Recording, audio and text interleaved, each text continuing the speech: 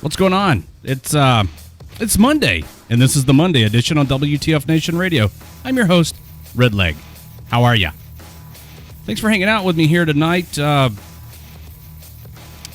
for us, Monday's over. Well, good for you, Monday's over. First comment, congratulations, Talon, you win. Coming up on tonight's show, I'm going to cover some current events, a couple of things that may get some conversation sparked here. Pi and I did a show last night, kind of off the cuff, and well, we didn't take any phone calls, which I will do tonight. We had a conversation that I thought was pretty interesting, and I'll get to that news article. Also, want to remind everybody, Monday, Wednesday, Friday on WTF Nation Radio, starting at 12 noon Eastern, Pi. Liquid Lunch with Pi. And Pi and Raptor 7, I can totally see what you're talking about. Hopefully the technical issues that plagued us last night are not going to plague me again tonight. Remains to be seen. You guys see any weird, screwy stuff going on with the broadcast, let me know.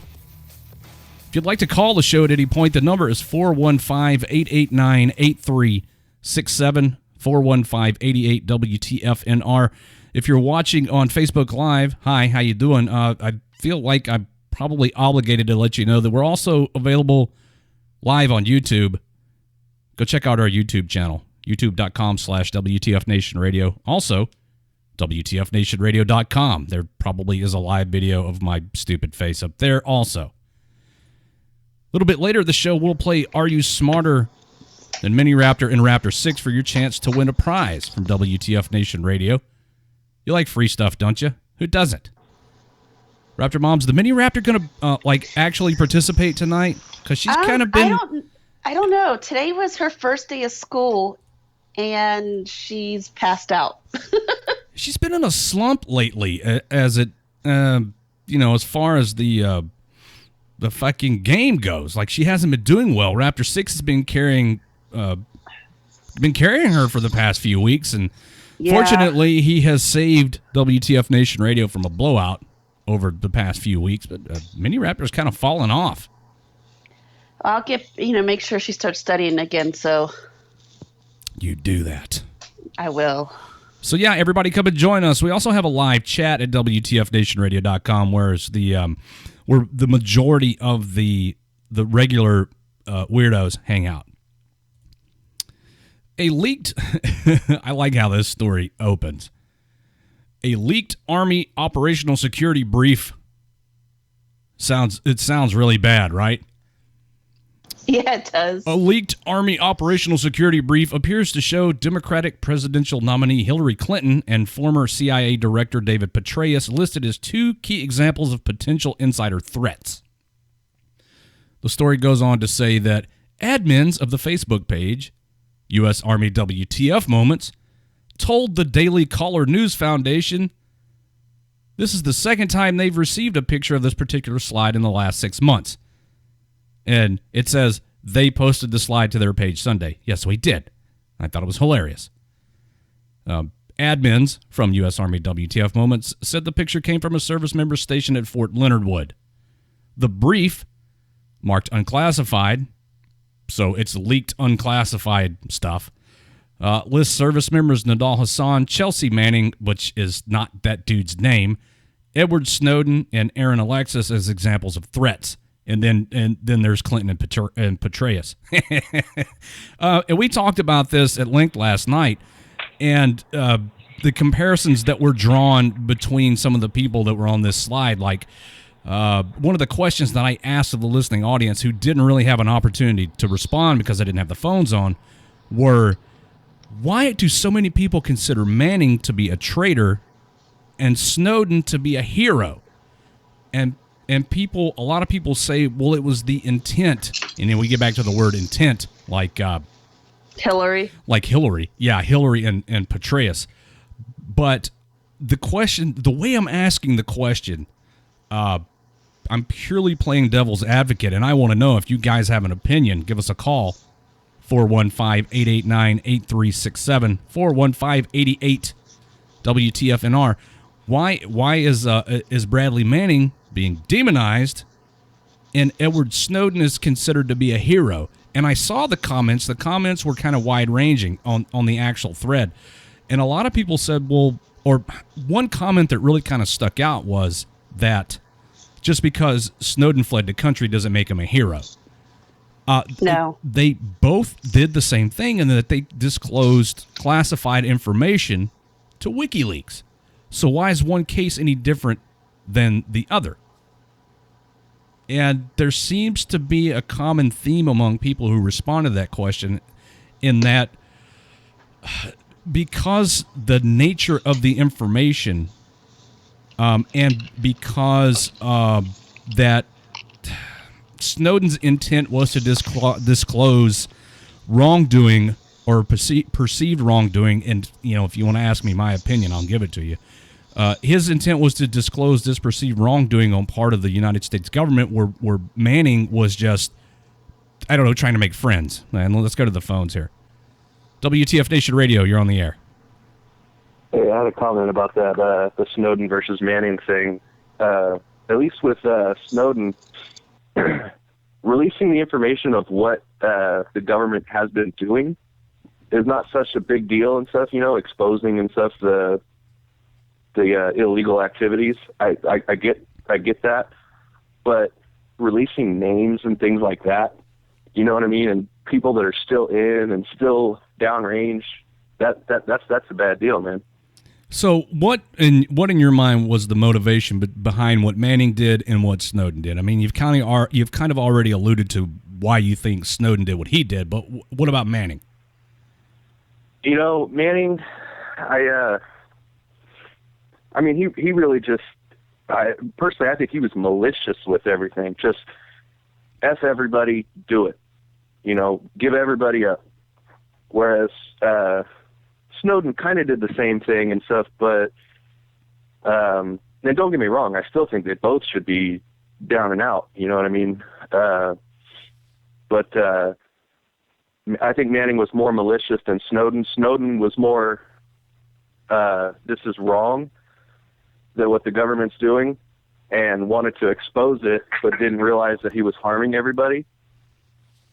And I don't know, that's just kind of where I'm at from what I've seen, you know what I mean? But who knows, we all get told lies anyway. One of the questions that came up last night, which I also thought was a good question, is why didn't Snowden, if he thought that there was illegal activity occurring, excuse me, why didn't he take it up through the, I guess, chain of command? Why didn't he go through the proper whistleblower channels as opposed to completely circumventing that and going to WikiLeaks? Well, all right. So, have you ever made a complaint to IG or gone up the chain of command with anything? I see where you're going, and again, I'm playing devil's advocate. I just want to know what you think. Yes, I mean, I have not personally, but the comment was made last night that the purpose of the IG's office is not to protect a service member. The purpose of the IG's office is to protect Big Army. Right, exactly. So, kind of a perfect example and stuff about this. When I was on my second tour in Iraq with Air Cav Brigade, we were told that not everybody would be getting leave, or leave would be, or excuse me, this was my first deployment, not my second. Not everyone would be getting leave, and we were going to be there for 18 months. And I don't even remember how everything actually worked out, but everybody did getting leave. But when we came back, they were trying to restrict everybody to 10 days leave instead of 14 or 21. And the way we got around that is we actually wrote our congressman anonymously, and a few congressmen actually called, and then a couple days later you hear everybody gets normal leave. So you kind of went completely around everybody. Right, I was going to say you kind of circumvented the IG as well. Exactly. I mean, well, I just wouldn't have done nothing about it, and so it's because I don't really believe there's any regulation that states how much leave you are required to get when you come back from the theater. But I mean, is it kind of the commander's discretion? Would you, if you were a commander, how would you accept the fact that people are trying to tell you how to conduct your business? Well, I mean, as a commander and stuff, I'm trying to keep the morale and stuff, of my troops as high as possible. There ain't no reason whatsoever to not let your troops take their normal leave that everybody else gets. None. Period. The end. It's not like you got to train and go right back out. You were just out there for 18 months. You have 365 days that you have to be back in states. I'm with you, man, in that it was kind of a shitty thing to do, but could there have been a reason why maybe that they were trying to limit everybody's leave, whatever that reason may be, other than they just wanted to be assholes about it? So the whole deal was, and we were supposed to be bringing back a whole bunch of equipment, okay? And that was before the Army decided, F it, just leave everything out there, right? And so I like that policy. Coming back, Fuck we it, were just leave it meeting all people there. at the railhead, things like that, because, you got to, when you come back, you got your 4 days, then you have 2 weeks before anybody can go on leave that you have to, do the in-processing, reverse SRP, all that BS. So, and by that time and stuff, equipment was going to be starting to come back. So rather than, I need some volunteers to take leave a month later, F you, nobody's going. That's kind of how it was, or everybody's restricted. So what legally, and I guess maybe even ethically, wasn't the commander within his rights to do that? And listen, don't attack me. I'm playing devil's advocate. I can't No, stress that enough good, to everybody. No, man, I like you. You're cool, man. You do awesome things. So, yes and no. I mean, yes, he was legally, but morally, should he have done that? No, morally, he should have asked for volunteers first. You know what I'm saying? Sure. Anybody want to volunteer and stuff to bite the bullet for the unit, for the cause? You know what I'm saying? And help us out with this. And then maybe we'll give you an extra week's leave or something, if you have it on books.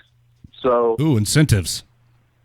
right, exactly. How easy would that have been? I guarantee you I'd have done it, man, because I had just gotten back from home a couple months before. I mean, I was one of the last people to take leave, so I wasn't really tripping. I had spent 13 months in the country, and then I took my leave and came back to Iraq, and then a month later or so was back at Fort Hood. So I don't know, man. Sometimes going around this system is a good thing. However, you got to make sure that you're not, being a Blue Falcon, right? Yeah, exactly. And that kind of ties into the question that Joe just asked in the Facebook Live chat. He says, that's something I never really understood. So if I find out something shady's going on, regulations are being broken, am I obligated to contact JAG or something? No. I mean, it depends on how far you want to put yourself out there, dude. Are you in the interest Do of you self want to be an enemy of the unit? in the interest of self-preservation, I mean, how long do Oh, I you know your allow idea. something that you know is illegal to continue? Something that's contrary to the regulations. How long do you Well, allow something to continue like that? So here's the thing. You can do everything anonymously too. Yeah. You can do it and stuff without fear of reprisal and stuff by just being completely anonymous. However, that impedes the investigation. But if you know everything is going to be okay, like if your unit is doing something real bad, I think we had my first tour, 06, we had a sergeant major, and he had himself a little black book, man. And he was running a brothels out of Camp Taji, out of pod 46. I think it was pod 46 or something. It was almost empty. And, I mean, this dude had captains and majors working for him. He's a sergeant major. Well, sex sells. Yeah. I think he was 4th Battalion, 227. Do you have any more details you'd like to disclose? No, I'm just giving you shit. I mean, Actually, go for it. Funny and stuff. I was on arms room guard because I had jacked up my knee. My knee was about the size of a watermelon, and so I was on arms room guard. And one of the people that came in, she was a captain. She was one of the people he was running out and stuff. And she was pregnant and turned it in her weapon to go back home. I won't name a name, but it was pretty funny to me. You've all but named. You're gonna names. play. You're gonna That's pay, okay. man. You know, you should have wrapped it. You know. Right. Oh, okay, Joe. I got you now. Joe says, I meant if you contact IG and they find something, is IG obligated to contact JAG? I don't know. We have a legal type on staff here at U.S. Army WTF Moments. I'll see if I can round him up, but that's. You know, I think IG would actually, the Inspector General would actually have CID do the investigation, and CID is the one who does everything. I think JAG's pretty much just the legal proceedings of everything. It's not really the investigation or who gets charged or nothing, I don't think. Right, but I'm not sure. If you draw the comparison between, let's say, CID is the cops and JAG is the court, they're the ones that actually have to formally bring the charges forth, correct? I don't know. Let me see if I can get a hold of the judge here, because he would be able to tell me for sure. I think CID has prosecutors, right? Or don't they have an office in JAG or something? Well, again, if I'm drawing the comparison here between CID being the cops and JAG being the lawyers, then all JAG does is prepare the case, and not prepare a case, but do the investigation, collect the evidence, and so on and so forth. They present that information to JAG, and JAG decides whether or not to proffer the charges, and then if they do, then things proceed. So it's like CID's the cop. I think CID presses the charges, and I think they prosecute, and JAG is just the they the judges, and then the defense counsel and things like that, isn't it? They can bring the charges to JAG, and then JAG has to actually, if I'm understanding it correctly, they're the ones who actually have to formally file the charges with the court. Otherwise, JAG can say, no, we're not going to prosecute. CID, fuck off. Yeah, CID recommends charges. Thank you, John. Okay, so that's kind of like the FBI recommending charges then, huh? Yeah, or not recommended charges because there was no intent. I see what you did there. Yeah, whatever. Wasn't there something afterwards that they were recommending that she be charged or something, but nothing ever happened? Or recommending that the State Department press charges or something? They're passing the buck around. Everybody's scared of Hillary. Look at this. The FBI's year-long investigation of Hillary Clinton's private email server uncovered 14,900 emails and documents from her time as Secretary of State that had not been disclosed by her attorneys, and a federal judge said today. A federal judge pressed the State Department to begin releasing emails sooner than mid-October, so they've discovered another almost 15,000 documents. Well, shit. I mean, take a look at what Assange and stuff is saying. You know, he's saying that he's got something that's gonna be like damn near a coffin nail to her. You know what I mean? That he's gonna release in October. So I don't know. I mean, I just don't understand and stuff how you could have so much, even circumstantial evidence. How much circumstantial evidence? How much conspiracy would it take and stuff for you to not believe? I mean, something has got to be true. Okay, when if 50 women claim you raped them, chances are there's probably some truth in there somewhere. I mean? Right. There's probably some truth in there somewhere.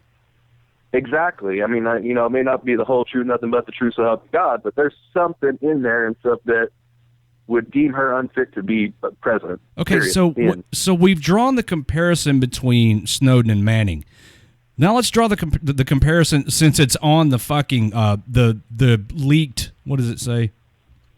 The leaked Army operational security brief that's marked unclassified. Let's draw the comparison now between Petraeus and Hillary. What's the difference or similarities there? Was he malicious about it and stuff? Well, I mean, or was he? Are you bringing the question of intent into the argument? Because that's what Hillary's been going on.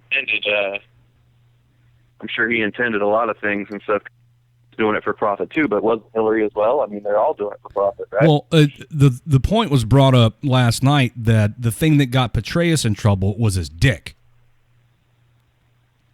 Yeah, I don't agree with that, man. I mean, somebody's personal life has nothing to do with as long as it has nothing to do with how they run the country or run their unit. Does it really matter? That's the question. If it does not affect operations in any way, shape, or form, did it hurt anything? No. So is it wrong? So if you can keep your personal life out of your professional life, then what happens in your personal life should matter. Even if you're on the national stage as a politician and a leader of the well, not necessarily the leader, but in a leadership role within the government where you're under a microscope, would just put your personal life over here and then your political and professional shit over here and keep the two separate, and one doesn't have anything to do with the other. Right, I got it. Well, personally, I think everybody just wants something to bitch about and stuff, I mean, if somebody's perfect and stuff, they got to look for something. And if you look for something on everyone, you'll find something.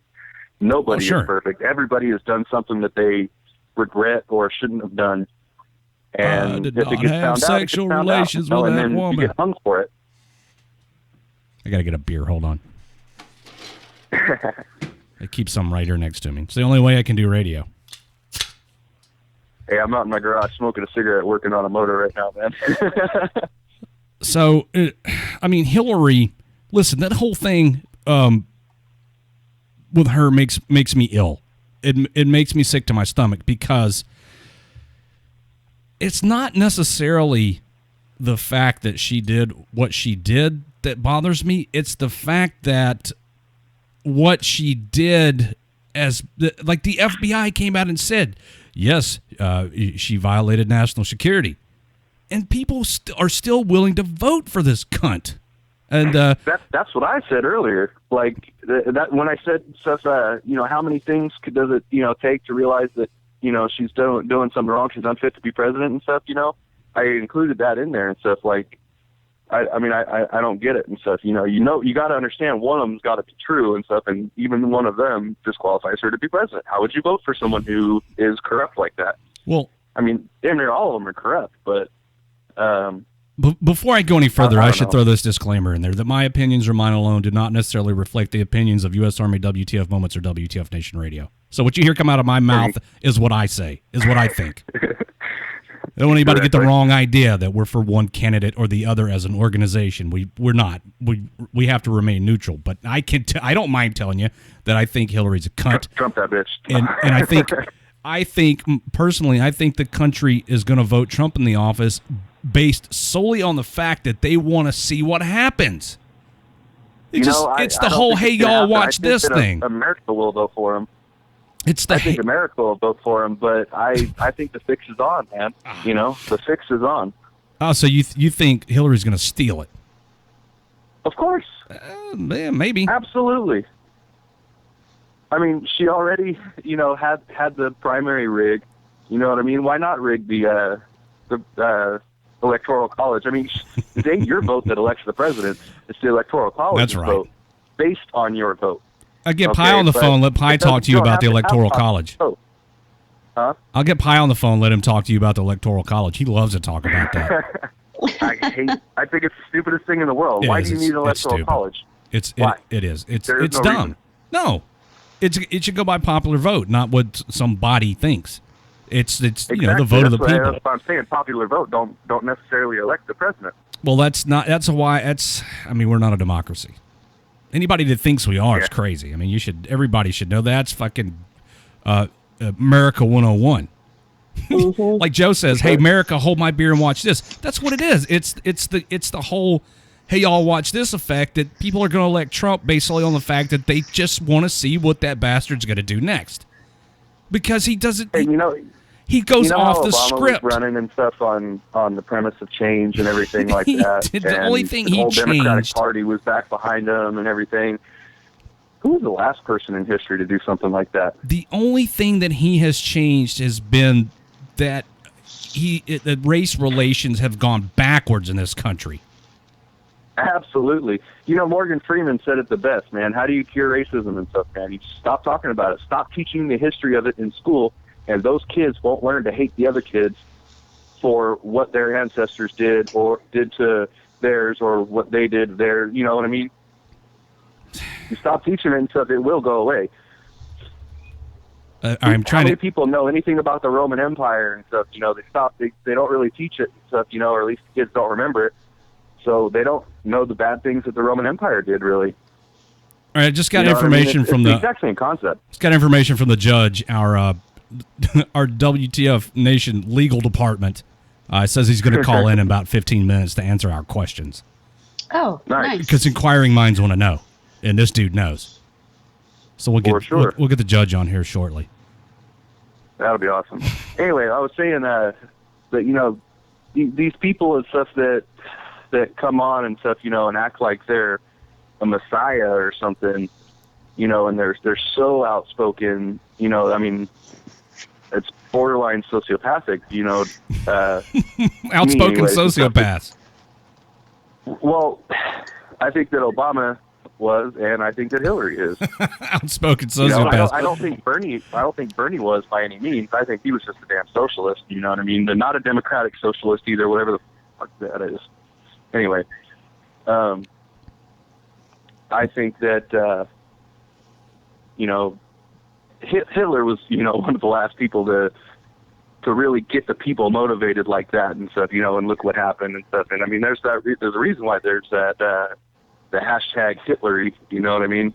And I think she is the damn Antichrist, You know what? If it came down to let's say that I've been living in the dark for the past however many years, and it came down to vote for a candidate based solely on their appearance, I'd have to vote for Trump. Exactly. Have you seen Hillary lately? Jesus Christ. Isn't she in the hospital again for another brain aneurysm or something? I don't know. I don't follow Hillary that much. I don't know if much. that's true or not. I see her picture pop up from time to time on Facebook, and I just go, ugh, Jesus. Doesn't she look evil? Like I mean, I know it's kind of shallow of me to say, but don't you want? Excuse me again. I have no fucking manners. No shame in your game. Don't you want the leader of the nation to be at least somewhat aesthetically appealing in some kind of way? I mean, Trump's not gonna win any beauty pageants, but holy fuck, Hillary! Ay. At least he's trying to keep himself looking good with this toupee, right? Okay, somebody beat the fuck out of Hillary with an ugly stick. I know it's bad, right, guys? I'm being shallow about it, but there's so many reasons not to like Hillary, and that's just kind of icing on the cake. Oh my God. So, yeah. I mean, I could go on and on and on, and probably not a whole lot of people care to hear about it. Yeah, Mitchell, I hope there's no... I think everybody here down here supports you. They're behind you and stuff with the Trump being the lesser of two evils, or, at the very least being better. And so personally, I don't think he's going to be the best president by far. Okay. He may not even be better than Nixon was or something. I don't know, but I think financially and stuff, our country will be better off with him. Here's a guy. Say all these bankruptcies. All right, here's a guy who can tell you. Here's a guy who can tell you exactly why Trump needs to be president. Raptor 7. Oh, I'm supposed to chime in on this now? Sure. I like me some Trump, some T. Dreezy. That motherfucker, dude. He wants to be president to put it on his resume when he sees Jesus. Like, I don't know who he's trying to impress. Like, he has a I'm so proud of me book, and just like, in the back of his laminated folders will be fucking President of the United States. On the Trump Tower, some dude climbed it. They broke out some windows. I made the police department pay for it all. That dude is gonna wreck shit and be a comedian, and I can't wait for every second of it. I told you, dude. This is what the majority of. Well, I can't say the majority of the people in America. It's the same. It's a common theme that runs among my friends, is that they just want to watch it burn. I guess I don't. Maybe Trump might do a great job. Well, here's the thing, right? It's gonna burn either way, right? Do we want it to burn in Hillary's way, where every time we just hear, Or do we like want it to be hydras funny? Screaming on the fucking State of the Union. Oh yeah, It I mean sounds like a bunch definitely of our hydras country and fucking stuff. fighting Either each way other. and stuff, the economy's going to be really screwed the next few years. Goddamn, dude. But I mean, at least with Trump, it'll be funny. It'll be funny. It'll be like they broke my windows. I made the police pay for it. It was glorious. I changed the White House gates into gold. They're the shiniest. There's a Trump on the entrance gate. All the guards are dressed with Trump and blossomed. Well, I mean, at least he does it like a lot of people are taken aback by the fact that he just doesn't have any control over his mouth. But then a lot of people love it. I think that's a good thing, man. Yeah, a lot of people are sick of the fact that these politicians are pandering, that they're patronizing, that they talk down to the country that they're supposed to be. I mean, we fucking elected them. Well, I mean, you could say that. Right. Somebody elected them. But Perfect example is those 100 and some odd Republicans that went and signed that open letter to whoever the fuck that letter was, condemning Trump and his policies and saying how he's an idiot and he's a loose cannon. And, imagine him talking to Russia, saying he's going to make Russia pay for the wall he's going to build around Russia and shit, But all these Republican politicians are like, fuck him, he's a loose cannon. Who are you writing this letter to, faggots? The Republicans that elected you into office? Really? They wrote a letter, and we covered this in a show here recently. They wrote a letter. Ooh, a letter. Raptor 7, I think you're a dick. I'm writing you a letter. Hey, you throw the letter away. What the fuck's the letter do? Have the rest of the staff sign it so I know how you all really feel. A letter. Your letter is so powerful. It caused me to change my ways. Fuck your letter. Yeah, I started this radio shit with the intention of burning the station down, so your guys' opinion of me is invalid. That's probably Trump's opinion too, right? Oh, fuck it. Yeah. Trump's like, I started this fucking radio station with the intent of burning it down, so what do I care about what your guys' opinions are? He doesn't give a shit. That's what Trump's saying with the country. But I think that may be the kick in the ass that the country needs, because the American people are sick of being. It's like a preschool teacher speaking to her students. We're being talked down to by the government. We're not. We're not all of us. We're not stupid. Some of us are. Hey, you know what? I got a good analogy and stuff for it. If Hillary gets into office, the engine keeps on running. If Trump gets into the office, a fucking bolt goes down the carburetor. Well, okay, and it's gonna fuck a lot of shit up, and it's gonna make everything have to start over. Is what I think has got to happen and stuff. Yeah, I like the reset button approach. Yeah, and that's exactly what's going to happen and stuff, because I mean, at least that's what Trump says he's going to do. You know what I mean? Like with his loose cannon mouth. My interpretation of it is Congress is fucked, flat out. They're screwed. Congress is a good old boys club, and once D. Treasy's in office, he's going to run. You think Obama was killing it with the vetoes and the executive orders? He's going to ride. Until Treaty gets the pen, he's going to have a gold fucking pen that says the White House / Trump. He's going to ride. He's going to ride roughshod all over Congress. Hey, but you know what? All those the first 256 of those fucking executive orders are just going to be undoing Obama's. Probably. You're right. First thing he should do is get rid of Obamacare. But what a crock of shit. It's. By the way, Raptor 7, they haven't come for my guys yet. His Oval Office, or in Trump Tower, whatever the hell he's going to call it, or whatever he's going to be. He's going to move. He's going to move the executive mansion to Trump Tower. The White House is going to sit there empty. I can't wait till they gold the White House.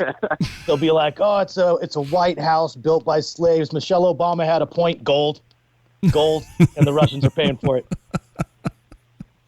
All right, the judge says he's about to call in, so I can ask him those questions. Let me free this phone line up, dude. Hey, thanks for calling, man. It's good talking to you. All right, man. I call every now and again, man, and I love hearing your show. My name's Sean. Oh, we love talking to you, Sean. I'll call again, man. All right, bro. All right, man. Good now, Sean. Make engines go fast. Go fast. See ya. I had to cut him off. I got to open this phone line up for the judge. So I want to clarify some things, because it's kind of eating at me that these questions were axed and I don't know the answer to them. So the judge is going to call in. I know answers. Oh, I don't know a lot of things, but I can make up shit with the best of them. That's always good. Judge, what's up? Hey, what's going on? All right, so we had a couple of questions we need clarification on, and it has to do with Yeah. IG and JAG and CID and stuff. And I figured, well, we got a professional, so why not talk to the professional? Sounds good. What's up? Okay, so one of the questions is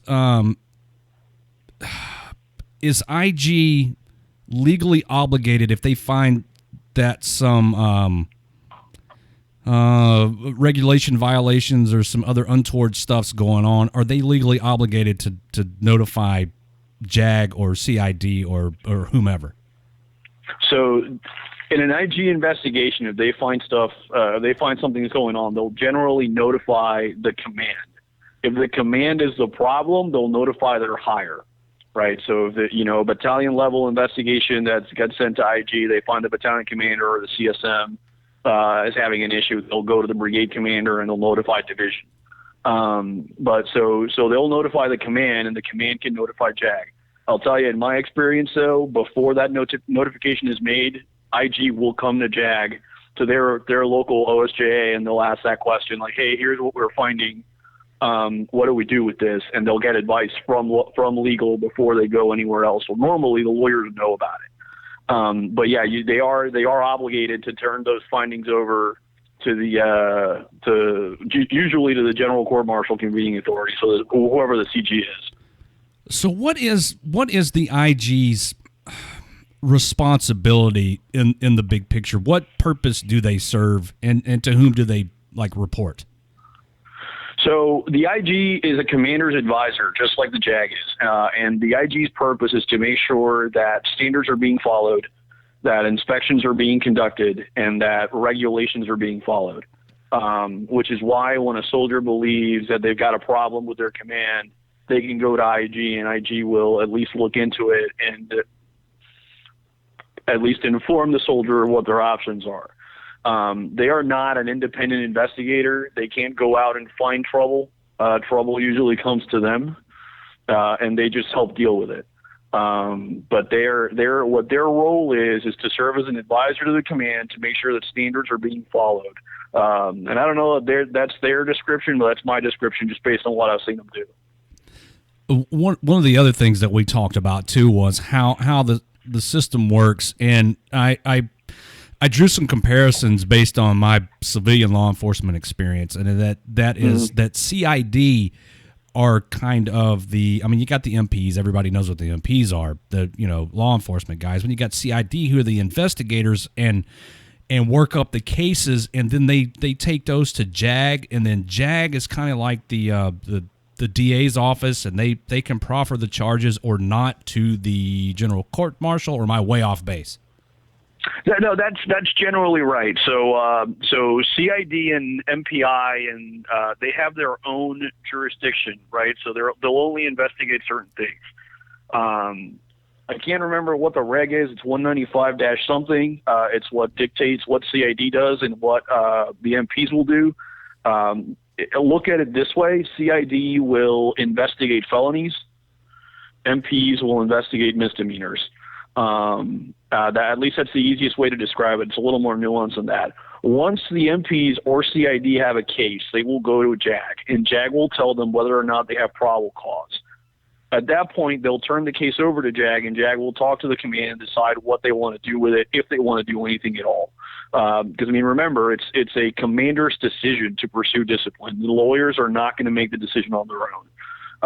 We will recommend, and 99% of the time the command will go with our recommendations. But you always have that 1% that they just, really want to give this guy an Article 15, or they really want to take this guy to a court martial. And since we work for the command, we have to do what they want. So there's the major difference between civilian law enforcement and justice system and the military law enforcement and investigators and the Uniform Code of Military Justice is that it ultimately all revolves around some level of command in the military. There's no right. Like you essentially kind of I know that there's due process, but not in the sense that there is in the civilian world, and your commander is has the opportunity, for lack of a better term, to play God when it comes to legal shit, right? Or in layman's to some terms. extent, like anything that's not going to go to a court martial, that's exactly right. The commander makes all those decisions. So if something's going to go to a court martial, once it goes to the court martial, it's out of that commander's hands. But I mean, that's it. When it comes to an Article 15, when it comes to a chapter, when it comes to any other adverse action, that commander owns it. And granted, yeah, you got different authorities, different levels of command. So, you've got some commanders who are more powerful than others just by necessity, right? Right. But in the end, like once it gets to a commander, that commander owns it until either his boss takes it away or he dismisses it. So, in reality, CID could work up this big case and come to JAG, and JAG says, yes, you've got probable cause, you got a pretty strong case, let's go to the commander, and the commander could say, get the fuck out of here. It's happened to me, man. And the whole thing goes away. Had a BAH fraud case where I thought we could have gone to court martial, and we ended up giving this guy a go bar. Locally filed, but on a BAH fraud case. I thought we could have gone to court martial. The evidence was there, but the command loved this guy, and they did not want him to go anywhere. Commander's discretion. I think I said that earlier in the show about something. Yep. Wow. We could have gone to court martial. This guy he'd been claiming he was married for years, and he wasn't. Running Nothing game. I could do about it. He's running game on the Army. Oh yeah, made a ton of money. So Should have been, good for him, living man. on posting in the barracks. Hey, you know what? My Raptor opinion, internet high five, motherfucker. In the end, I'm like, good for you for fucking doing this for years, but no, not this guy. He got away with it. Did he get forced to pay back pay or anything? Yeah, I mean, the Army's going to take the money back. So he gets like a third of a paycheck for eternity. Yeah, probably. If that. So when something makes it to a court martial, now the commander's out of the loop. And I mean, how many different types of court martial are there? I've seen it with a judge. I've seen it with a panel. I've seen it with a jury. Who's running the show there? So generally there's three. Right? So you've got a summary court martial. That's convened at the local level. The battalion commander can convene, and it's usually just one officer. You don't get a defense attorney. There's no prosecutor. It's you and one officer as a defendant. And I mean, the max punishment is pretty low. If you're above E4, you can't go to jail. It's not a conviction. Then at the other levels, you've got a special court martial, which is you can only be maxed out at a year in prison and a bad conduct discharge. Now, that could be in front of a judge, or it could be in front of a panel. If it's in front of a panel, it has to have at least 3 members, and if you're enlisted, you can request that at least 1/3 of the members be enlisted. Now, general court martial, the max punishment is whatever it says in the manual for court martial, right? So if it's a death case, it can be death. If it's a larceny case, it can be 5 to 10 years, depending on what you stole. That one can be in front of a judge alone, or it can be in front of a panel. Panel has to be at least 5 members. And if you're enlisted, you can request that 1/3 of the panel be enlisted. Your peers. Right. Well, Right. I mean, Yeah. your peers, but really what's going to happen is you say, you're a sergeant and you ask for an enlisted panel. Great. You're probably going to have 5 lieutenants colonel and 5 sergeants major, and that's going to be your jury. Because that's just the way it works. Yeah. Everywhere I've been. Lowest rank I've ever seen on a panel was an E6 on the enlisted side and a captain on the officer side. Yeah, you're totally fucked if you're at E4 or below. So that's what I was just about to say. I've seen warrants on it too, right? But why, Judge? Why the disparity between the punishments as it pertains to E4s and below and NCOs? So I'll tell you. Here's one of my biggest pet peeves.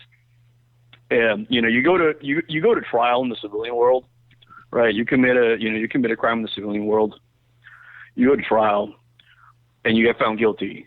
There's guidelines as to how much jail time you can get, how much probation, whatever, right?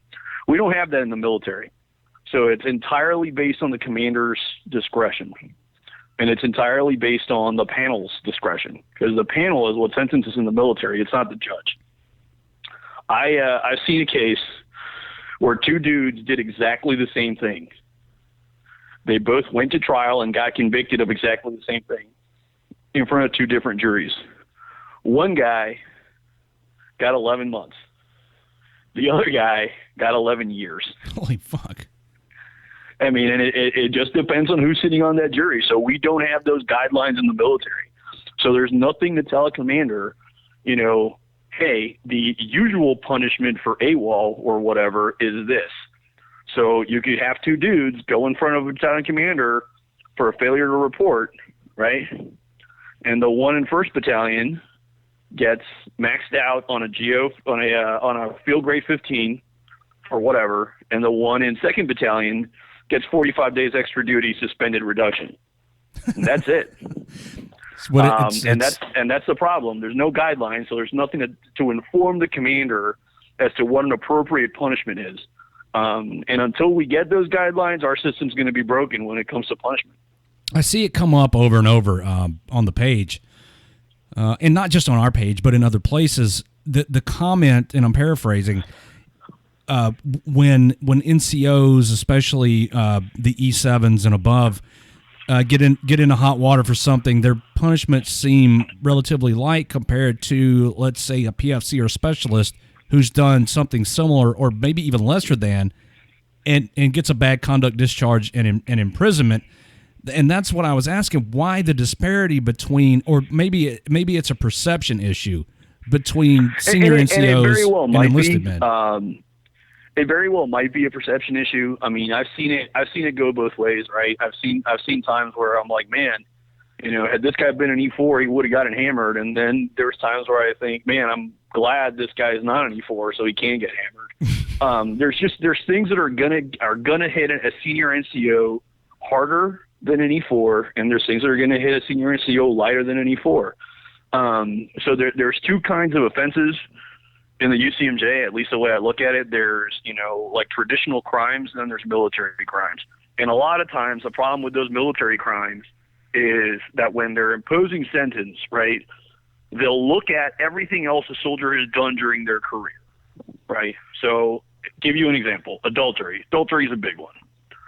Nobody punishes adultery except for us, right? So you got a senior NCO who's getting divorced. During the divorce, you know, takes a year and a half. He goes out and gets a girlfriend. His wife finds out about it and tells his chain of command, right? And they look at him and they go, well, you know, you're an E8. You've been in the Army you've been in a wartime Army your entire career. We're going to cut you a break, right? But then you've got an E4 who's banging his buddy's wife.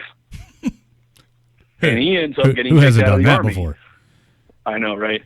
So you've got this, you know, this E4 who's banging his buddy's wife, and he ends up getting kicked out of the Army. And he'll go, well, that master sergeant, all he got was a reprimand and was allowed to retire. Why am I getting kicked out of the Army? Like, well, that guy's been in the Army for 22 years, and he has one problem. You're an E4 who was banging your buddy's wife, and it causes stink in the unit. So, I mean, you got to look at all the circumstances around what a soldier did before you determine, like, wow, this guy's getting hammered and that senior NCO there is so much more character that goes on into, like, a character witness. Your character actually plays a witness, and what everybody says absolutely. about so much more under the UCMJ than it does in the civilian. Well, that's only true in the military-specific crimes, right? So, I mean, on a rape, you cannot bring in character witnesses to say you're a good soldier anymore. You used to be able to, but you can't anymore. They changed that a couple of years ago. But on something, you know, on something like that, or like a BAH fraud case, you know, you can bring all your friends to say how big of a war hero you are. If you got to bring people in to testify how good of a dude you are, you're probably a shitbag. No, that's always been my view on it. It's like, you know, when my clients are like, yeah, man, all these people will say good things about me. And I'm like, yeah, and they all knew you when you were at another unit. Now you're here, and you've been a shitbag for the 12 months you've been here. Everybody hates you. Everybody hates you. You know, and sometimes that happens when you're like, you know, yeah, you're giving me all these people who, like, served with you and did all these great things. But that was years ago. Why can't you give me anybody more recently? And they'll you got go, anybody? yeah, because everybody Everybody here. I mean, nobody can really say good things about me because nobody knows me. What I'm hearing when you're telling me that, man, is everyone hates me because I probably banged their wives. How long have you been raping children? A year? Do you have anybody in the last like 8 or 10 months that could be a character witness? You know, like. So yeah, he did all these terrible things. But let me tell you, since you rehab transferred him and everybody was watching him, he's been great. He's been a saint since he's been in trouble. So I've seen it pop up, Judge, in the Facebook Live chat a couple of times since we've had you on the phone. Bergdahl. What's going on with Bergdahl? Yeah. Well, I mean, I'm not really sure. That's happening out of Bragg. I'm not at Bragg. I'm not on that side of the Army at all. So, I mean, I know there's a motions hearing going on this week. I really haven't, been informed as to what's happening on that case. But I mean, hopefully this kid will go to trial sometime in the next 5 fucking years. I was going to say a motions hearing, but when does the court martial proper begin? Nobody knows. Oh, I honestly have no idea. I don't know if there's any way I can. I mean, I'd be guessing if I told you anything. We could just Google it and probably get the same information you got. Exactly. All right. Maybe Like we'll I do think that. right now it's scheduled for January, but it's probably going to move again because that's just what happens. Everybody's so ready to. I mean, I don't know. I may be asking you to put yourself out there too far. Everybody kind of fucking after this. There's blood in the water, man, with Bergdahl. How do you think that's going to affect his ability to get a fair trial? Like, there's no change of venue for this. No, I think he's going to be fine. I think he's going to get a fair trial. Like, look, the fact is so FORSCOM's running the trial. They literally have, over 100,000 soldiers that they can reach out to sit on that jury. I'm sure they can find 5, because that's all they need. I'm sure they can find 5 that, don't have an opinion on this guy. I mean, hell, if I could be on the jury, I'd be his perfect juror because I don't have an opinion on this guy, but that's probably just because, I'm a lawyer and I look into this a lot deeper than most people do. Right. But I mean, look, in the end, what it boils down to is this guy's going to have, this guy's going to have a hard time proving that he's not guilty. Okay. I mean, he's basically that defense attorney goes down the list of conscientious objectors in the Army. You're like, all right, let's just pull the list of conscientious objectors, and we'll pull my recommendations for the jury off of that list. Let's get some bleeding hearts in here. Look, this guy admitted to everybody who would listen that he did it, right? I mean, he went on that, he talked to that reporter that reporter turned all that stuff over to that podcast, and that was all over the air. Everybody knows what this guy is saying about what he did. Okay? At the very least, went on what was that shit he went on? He went on not Vice. He went on some podcast. He went on Serial. Yeah, Serial. Yeah, he went on Serial. 5 episode shit. I listened to that, and that little he admitted, when you listen to that, he admitted to everything. Now, here's the one thing I've seen that his defense attorneys are trying to do. I think they're trying to go they know this guy's going to get found guilty. He's going to get a federal conviction. I think that they want him to face as little punishment as possible. Which, frankly, if I were his attorney, is exactly what I'd be doing, right? I'd be like, look, my guy is screwed. He admitted to all this shit. He's going to get found guilty. How can I, as an attorney, do what's the best I can do for him? And probably the best you can do for him is say, look, punish him as lightly as possible. This guy was a Taliban prisoner of war for 5 years or whatever. That's probably what they're going to go with. Right. At least if I had to hazard an educated guess. Is that going to work? Honestly, I don't know. It seriously depends on who's sitting on that jury. So the trial is just, I mean, do you think there's actually going to be a trial, or it going to change his plea? I mean, you probably, there's no way to know, really. Before your expert analysis. Yeah, I don't know. I honestly don't know. I honestly don't know, man. I hope that he gets his rank knocked the fuck back down, and he has to back pay all that fucking combat pay and all that promotion pay. And he probably will. I'll let bygones be bygones at that point. Dishonorable discharge, and then fuck it. If he doesn't have to do any prison time, that's fine. He got butt raped by goats for fucking 4 years. So cool, man. Time served, as far as that's concerned. In my opinion, time served with that. But dishonorable discharge, pay everything back, get knocked back down to what was he, a POC or an E4? Some shit. Some shit. Yeah, get knocked back down, have to pay all that shit back, and you know what? We're not paying for your counseling. You're dishonorably discharged, and you pay for your own fucking butt rape counseling. At the very least, he's guilty of walking away from his post. I'm kind of with the judge. He's admitted to it. If the dude knows what's good for him, he'll let his attorney argue for, it will come in and say, yes, my client did everything that you've accused him of, but let's talk about, a lighter sentence. And that's honestly, I mean, that's what I do, or that's what I'd be trying to talk him into, because I mean, in the end, it's his decision. But that's what I'd be trying to talk him into doing if I were his attorney. Now look, this guy's got good lawyers, right? He's got a retired Navy guy, I think he's a Navy guy, who's his lead attorney. He's got a retired Army lieutenant colonel who's a very good defense attorney, also on his team. I think he's got a lieutenant colonel, 2 majors, and a captain on his team. Just because there's so much evidence, they need a lot of lawyers to be able to look through it. Then on the prosecution side, I mean, I know there's at least 5 lawyers. So I mean, there's a lot of lawyers involved here. I don't know how many are actually going to show up the day of trial. But I mean, the more lawyers you add to a situation, the worse things get. it's just what we do. It's too many cooks in the kitchen. How bad do you want to fuck this up? All right, bring in 5 more. So I mean, I don't know what's going to happen with this guy. I honestly hope that they can resolve this with a plea, because his trial is going to be a shit show.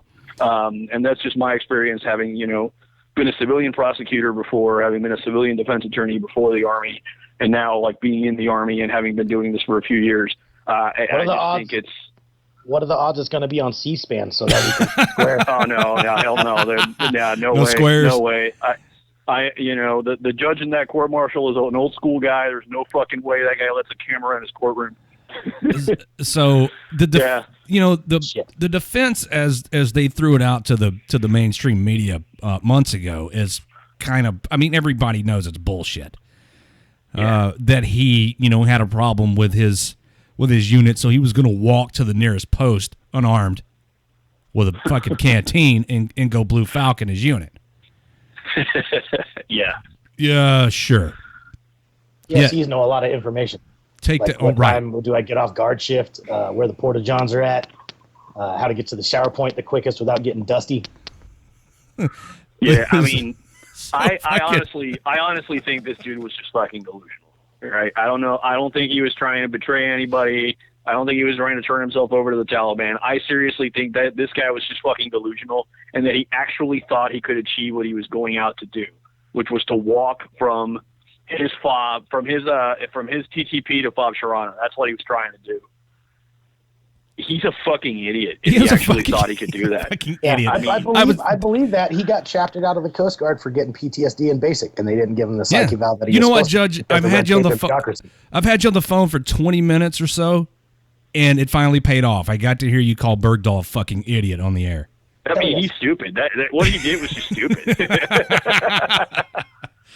Hey, Judge, thanks for calling in, man. We got a break coming up that we got to do, but we should do this more often. My pleasure, man. I'm here. Oh, good. I'm glad I sent the people out to find you. I almost said too much. I'm glad they found me. Good. Thanks for calling in, man. Thank you for your expert advice, and you cleared up a lot of questions that we had. He was trying to walk home, Bergdahl. My pleasure. Fucking idiot. Not you, Bergdahl. Thanks, Jeff. Have a good night. You guys soon. Okay, brother. Bye. Bye. Bye. Good guy, that judge. What a spell legal counsel. It's nice to have somebody like that on your side. I mean, even if I was Bergdahl, I'd still hire him as my lawyer. Be like, yeah, I'm a fucking idiot, I guess. That's what my lawyer said. my lawyer says I'm a fucking idiot, so I'd like to change my plea. Yeah. Don't throw me in jail. Maybe like a mental ward with a lot of lithium and fucking Percocets or something. Oh my God. All right, guys, let's take a break so everybody can refresh their drinks and stretch their legs. And we'll be back in a few minutes. Don't go anywhere. Because Facebook and YouTube, as a general rule, kind of hates us, I'm trying something different with the music. So all the music you're going to hear tonight is by unsigned artists and bands and things. So enjoy stuff you've never heard. Dead air. That's what you get. Yeah, music or dead air. Take your pick. If you don't like the music, mute your sound. We'll be back in 8 minutes. Yeah, 8 minutes. While you're doing, if you don't want to listen, watch reruns of men's soccer or something from the Rio Olympics. Or women's beach volleyball. Yeah, or take shots like a real man. And Just then do come shots. back in a few minutes. We'll be back, guys, in a few minutes, and we'll play Are You Smarter Than a Mini Raptor in Raptor 6? And you can win a prize. Shots. Yeah, do shots. Treasy. Shots. D. Treasy.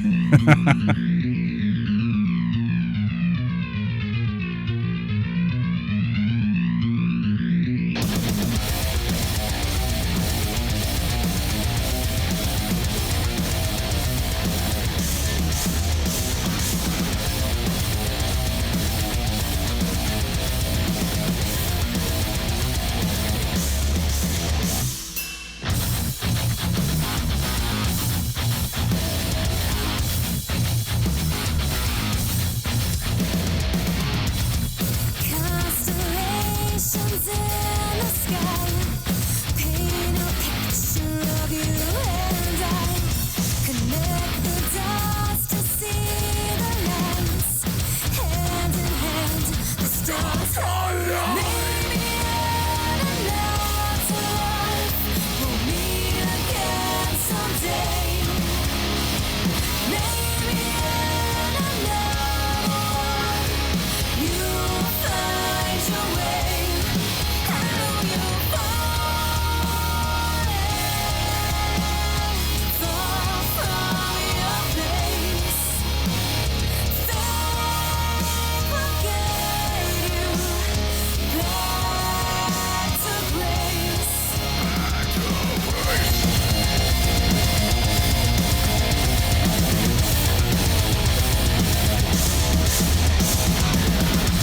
Configurations spark desire. I am here, you are fire. Drown the embers, love burns bright. Falling stars, who lost their lives? Maybe another life we'll meet again someday. Maybe another one. You'll find your way. I know you'll fall from your place. Faith will guide you back to grace.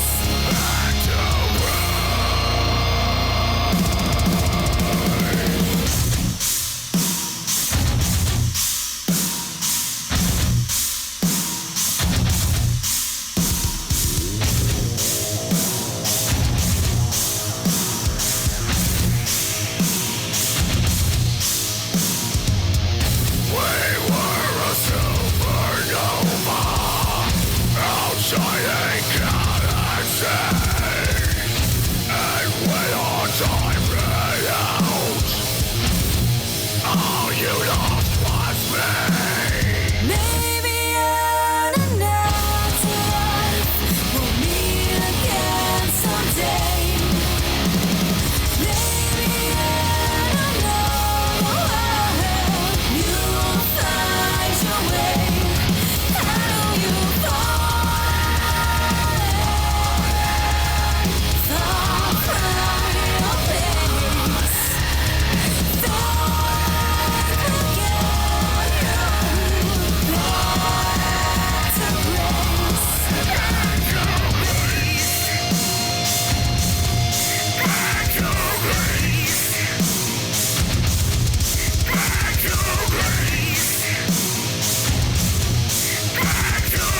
Faith will guide you back to grace.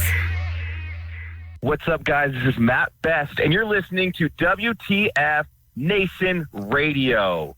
So listen the fuck in. The voice of U.S. Army, WTF Moments. This is WTF Nation Radio. Call the show now at 415-889-8367.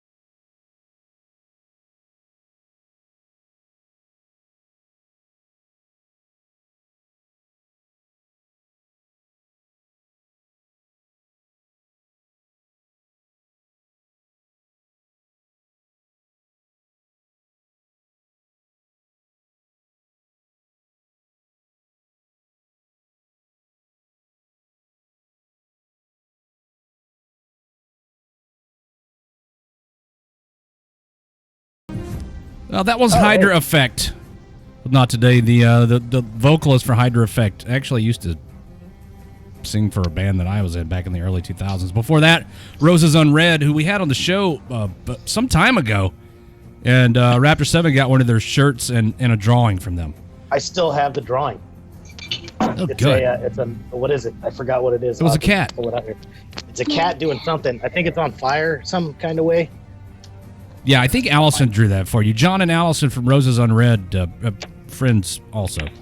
This is my paper rustling music. So the stuff, There it is. those two songs featuring friends of mine. So I hope you enjoyed that. So it's a cat that's burning in hellfire. Yeah, I'll turn my camera on real quick. Oh, that's a lot of fun. If you want to see if you want to see Raptor 7's burning cat, the place to do that, the live chat at WTFNationRadio.com, where you can see all kinds of stuff. We're trying to step our game up. Yep.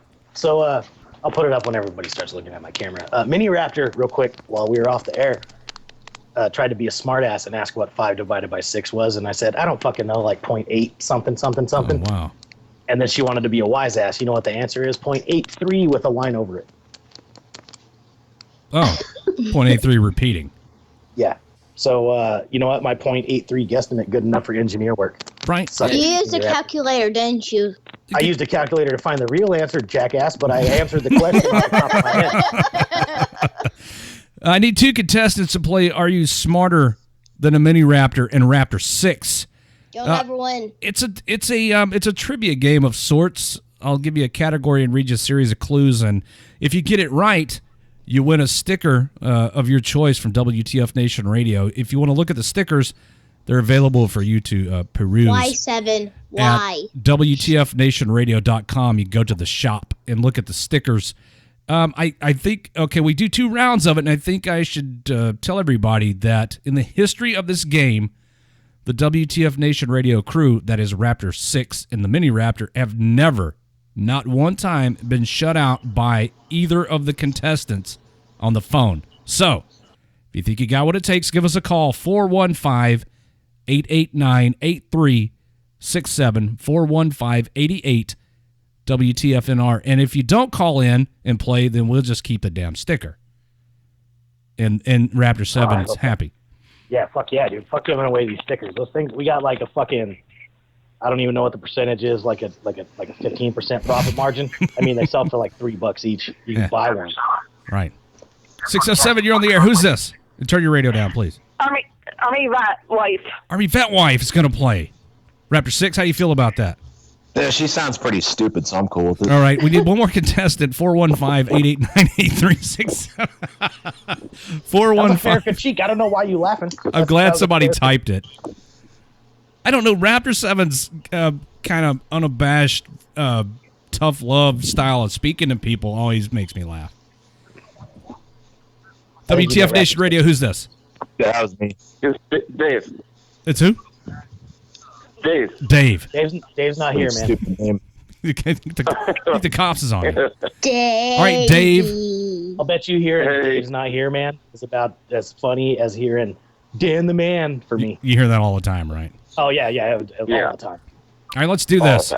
the Are you okay? So here's how this works. I have 2 separate questions here, and I'll give you the category. I'll start reading the clues. When you think you have it, you just call out the answer. First person to get it correct wins. It's pretty simple.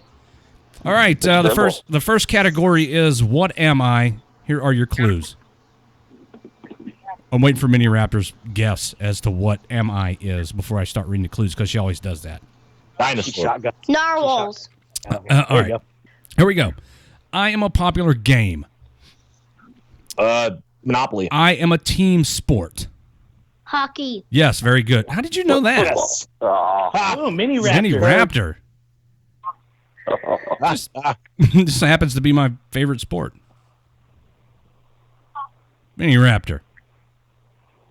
Good job, Mini Raptor. Where you been It's for the about time. past couple of months? Yeah. It's That's just- a popular sport up north, though. yeah, and I'm not from the north. As a matter of fact, I've never been north of past Virginia, ever. Really? Yes, really. Actually, we do have the Sharks down here, though. Ah, okay. Well, now we know where you are. Yeah, Sharks. Have you ever ate at that hot wing place next door? They're supposed to have the hottest wings in the country right now. I'm not that. You should. They're right next door to the Shark Tank. Anyways, sorry. Army vet wife, where were you on that one? Mine drew a blank. Sorry. All right. Get your mind right. Category for the next one is Where Am I? Here are your clues. Kentucky. I am a North American city. Minneapolis. Seattle. I'm in the Rocky Mountains. Colorado. Colorado. I am a stylish ski resort for the rich and famous. Hell. New Mexico. Aspen. Aspen. Oh, Very good, yeah. Army vet wife. Damn Bitch. So That half wasn't close enough. It's right there. Have you never seen Dumb and Dumber? Really? They're going to find fucking Mary. Fucking what's her name? Mary. Samsonite. Don't worry, 6. We still haven't got shut out. I got hockey. Samsonite. You didn't shut us out. Idiots. Yeah, no shutout again. Good. I'm glad. Matthew says that the Mini Raptor's hacking is how she got the answer so quickly. Your Raptor hasn't answered a question in like a month. I know, right? It's been over a month. She's So just the a smart Colorado- kid. Colorado Rockies are a lot flatter than I I'm a expected smart them to be. kid with a dumb brain. John Denver's full of Whatever, shit, man. I know about the dumb brain part. I can relate, Mini Raptor. Dave, Who also likes to sing the derp song. yeah, derp. Dave, better luck next time, man. Maybe you can get through next week. Yeah. Thanks. Thanks for playing, man. All right. Thanks for having me. All right. And now we have to give away one sticker. Motherfuck. Shots. Shots. No, that's not shots, Mini Raptor. Shots That's are for opposite of celebration. shots. It's a fucking. We're mourning. Oh, I Our think that profit was her loss telling. That was her telling everybody bye. Oh, goodbye. Okay, Raptor Mom, do what you do. Okay, Army Vet Wife, you're in the live chat on WTFNationRadio.com, correct? Yes, I am, Raptor Mom. I'll just message you on there. Oh, All right, sounds good. that's pretty Okay. easy. I know, right? Congratulations on your win. Thank you. Raptor 6 is probably going to kick you out of the chat room for winning. Stop showing 6, our wait fucking until I inventory. get. Yes, wait till I get her information first. All right. Got 30 It would be a privilege to be kicked out by a raptor. Oh, really? Oh. Now they're falling all over each other to try to see who can kick her out first. I Army know. Vet Wife, thanks for playing. Congratulations. Get with. Bye. Bye. Hi. Hi. Raptor 6, you were a little off target. Pip was collateral damage, right? Did you miss and get Pip accidentally? No, I got hurt too. That was intentional, man. Motherfucker. She'll be back. No. Ice would like me to let everybody know that Thursday on Sergeant's Time, he's going to have a guest, Chris Brunetti, who I guess has been in movies and stuff. Max, That's pretty sweet. the legend of Alice Flagg, Army Wives. Is this dude in that, or is he like a producer or Is he something? an Army wife?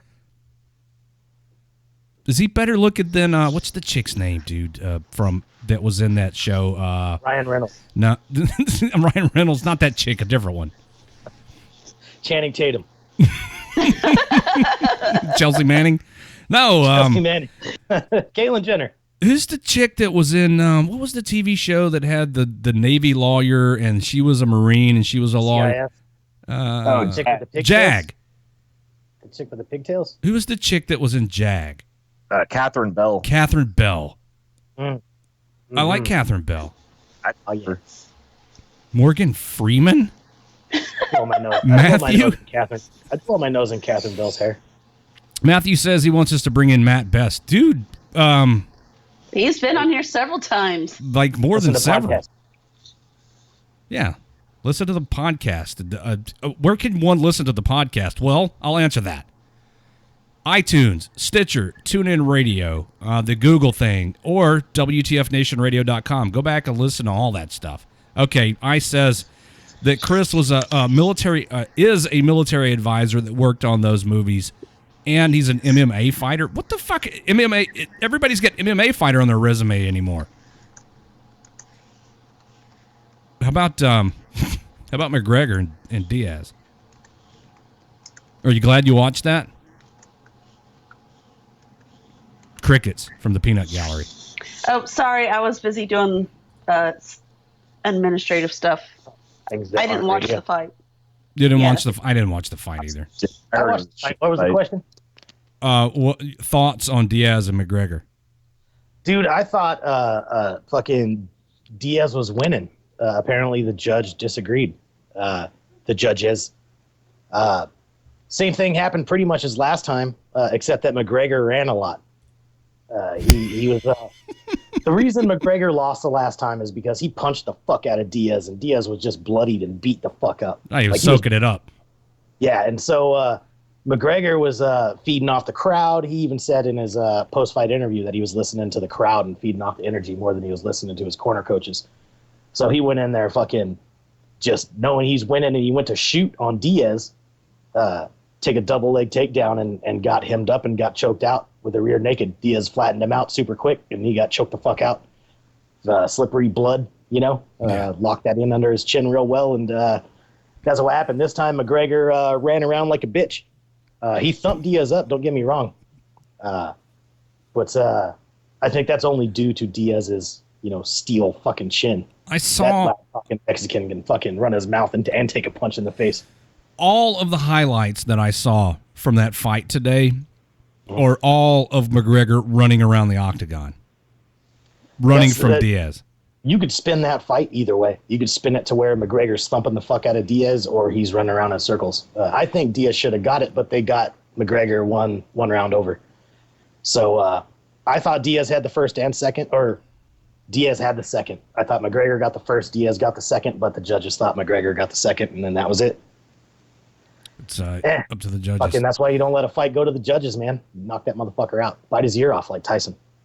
Somebody in Facebook on my timeline was discussing it today and said that there's really only two ways that someone should win a UFC fight. And that's a knockout or a tap out. It should never go to the judges. But I mean, would you just let the dudes brawl forever? Yeah, well, I've seen more than a couple fights where motherfuckers will they're trying to agitate the fucking bird. You hear this shit? Yeah, I do. Holy fuck, Dickoff is back. What's up, Dickoff? Dickoff. Dickoff's in the Facebook live chat. I've seen more than one fucking. I remember Dickoff. We gave him some shit for having a last name Dickoff. Because his last name is Dickoff, we gave him some shit from the station. Yeah. Dickoff, we'll just give you a bumper sticker. I got no qualms with that. Fuck the P&L. I'm pretty sure we made him show like ID, and he did. He produced some ID that said his name is actually Dickoff, so we gave him a shirt or something. I don't remember what it was. It was like a couple bumper stickers and a shirt or something like that. Oh my God! What's up, Dickoff? Oh, he says he's got his sticker on his "I Love Me" book. You just hope that people like him make it through the ranks to like sergeant major or major. Oh yeah, say my name. Say my name, fucker. Sergeant Major Dickoff. Yeah. And then you're like telling them, say my name, say it right. And then people don't know whether they're scared to say it. What's my name? What's my name, Private? Sergeant Major. Say my name, Private. What'd you just call me? Sergeant Major. Drill Sergeant Dickoff. I'd be so jammed up, I wouldn't even know what to say. Be like, what'd you call that, Sergeant Major? or if it's like a private getting in trouble somewhere on the other side of post and they don't know each other, and somebody's like, who's your Sergeant Major? And private's like, Sergeant Major Dickoff, Sergeant. He's like, what? Holy fuck. He says he's going to the board. Oh, fuck yeah. Good luck, Dickoff. Oh, man, you're my favorite soldier. We do like you, Dickoff. Yes, we missed you. We need you around more often. Life just wasn't the same while you were gone. Fucking Dickoff. Oh my God. Since we're riled up. Wait, what? Well, hold on. Let me finish this thought. Yeah, okay. About, the 5 rounds, whether it should go to judge's decision. I've seen more than one fight where dudes have tapped out because they got kicked in the leg so fucking much that they couldn't goddamn walk. and they were just like, they just went down to a knee, and they're like, I'm done, dude. Like, I can't fucking walk. Right? Now, if there's like a bunch of blows to the head where there's going to be a concussion and brain swelling, and these dudes are like, if it's a heavyweight fight and they're just taking like fucking, you know, some dude has a 5-pound fucking fist and they're taking thumps to the face, maybe it should be stopped. But I think referee stoppage, tap out or submission or knockout, you know, something like that. Tap out, submission, are the same thing. But you know what I'm saying. Yeah. I think it should go. It should just go and go and go within safety limits. I mean, a TKO, a ref stoppage, should definitely count. Like if a dude's just covering and getting thumped in the ears. Right. If he's getting his brains beat out, but he's too stupid to submit, then yeah, if the ref stops it, that's one thing. But if you watch a lot of these fights, you'll see these motherfuckers just get up and they're knocked onto Queer Street, dude. Like you can tell. Like they're just fucking knocked 6 ways from Sunday. And they get up on their feet just from training. Same with soldiers, right? You know, you come under fire, under high stress, your brain stops working and you fall back on training. 2 of them Navy dudes almost flew that little fucking radar plane off the edge of the carrier because the cable snapped. They just got awarded the Flying Cross or something like that. Because they didn't flip the fuck out. And the dudes even said in the interview, the post-almost accident interview, that they fell back on their training and they feel a lot more comfortable in the Navy's training because of that. Yeah, they gave it the gas and pulled up. That fucking thing almost you couldn't see it. It disappeared over the edge of the carrier. Yeah, they said they felt like they said they estimated they're about 10 feet over the water. Holy fuck. Fuck, man. When that shit finally started pulling up, they already pulled the ditch thing because I guess that thing didn't have ejection seats, so it just has like a bottom dropout. Yeah. Like the bottom of the plane comes open like Bombay doors and you you just fall out out the bottom. Like they had that shit open and everything. Like they were ready to go. Oh, Raptor but 6. It pulled up. Well, I'm thinking about it. Raptor 6. Where'd he go? One more time. Raptor 6. Oh. Hey, can you pull up the Facebook live feed right now? I want to show you something. Oh, yeah, give me 1 second. All right, let me pull do that it. up. Well, I'm thinking about it. I didn't mean to interrupt you, Raptor 7, but it just popped into my head that I got to show this to Raptor 6. It better not be one of those stupid ghost beers or... No, oh no, you're going to like this. I promise. It was a shit pick from that fucking nasty cunt. The nasty. Oh, no shit picks. Are you ready? All right, I have All right, it. here we go. Yep. What is it? I don't see anything. Do I have a lag? No. Yeah. I don't know. Maybe I think the mic showed it. Wait, are you taking your pants off? My headphones. Oh, you got your shirt? I got to go check the mail. I didn't check the mail today. Yeah, my shirt came in. Oh shit. Yeah. Oh, You fuck boss. yeah. Share a boss. Describe that to the listeners for those who might be out of tune or forgot. This is the Dallas Police Department Employee of the Month shirt. Oh yeah. Yeah. They sent that Johnny Five in to fucking blow that motherfucker up. They did. First time I've ever heard of that being used in civilian law enforcement. They just immolated the dude. They blew him up with C4 explosives. You know what they had was probably some. In my mind, this is the way I picture that scenario. There's some like ex-E4, right? That was a combat engineer, and there was a bunch of like higher ups, like captains and sergeants and fucking lieutenants and fucking, you know, shift leaders and shit, all arguing and mingling about like just butting heads about too many chiefs and not enough Indians and how they should take this dude out. And this E4 just like wraps some fucking C4 with some det cord around the arm of this robot, and he's like, "Hey guys, how about some of this?" I got an idea. And they're like, okay. And then they do another 5-minute meeting, and then he rolls the robot out and blows the dude up behind the truck. That's how I pictured it in my head. Of some E4, it's just like these motherfuckers, and while they're arguing, he's like, sends them just like the fucking army, fucking life right now. He's wrapping it with det cord, doing a fucking girth hitch on it, and he's like, "Look, dude." Ooh, Robot I think it's here. I have a package that feels like it has my name on it, and there's cloth feeling. Oh yeah. Stuff. Let's see. Wash it first. I did. Have your wife sniff it. Oh my god! Make sure it's Look at bananas. this. Oh yeah. Is that it? It is. Yeah, there's your shirt. Oh, boom. Yes. Yes. The interesting thing about these shirts, they came out like right after that incident, and the profits for the shirts are going to a fund. I can't remember the name of the fund, but it was for the Dallas Police Department officers something or other fun. So I didn't have a problem picking one up. Plus, it's cool. Raptor 6 was kind of bummed that he didn't get to wear his through the TSA checkpoint when he flew recently, but yeah, it was kind of depressing. I mean, there's always next trip. Oh yeah, but it won't be fresh in people's minds. So I hope people still get it when I try and defend them. Yeah, in public. One can only hope. All right, well, it's time for the middle of the show break. I really got to go piss, and so I'm going to play what I got here. Oh, John Preston, we had him on the show. God, it's been forever since John was on the show. He's a musician out there in California, and I remember that. I remember that, dude. Yeah, so this is his song called. He's a former Marine, and he wrote this song. He told us all about it. He wrote the song while he was deployed, and then came back and made like a whole thing about it. But it's about his experiences in Iraq. So here you go, John Preston, Good America. Will be back in about 5 minutes on WTF Nation Radio. No shots? Oh yeah, it was the mute button was far away. Shots.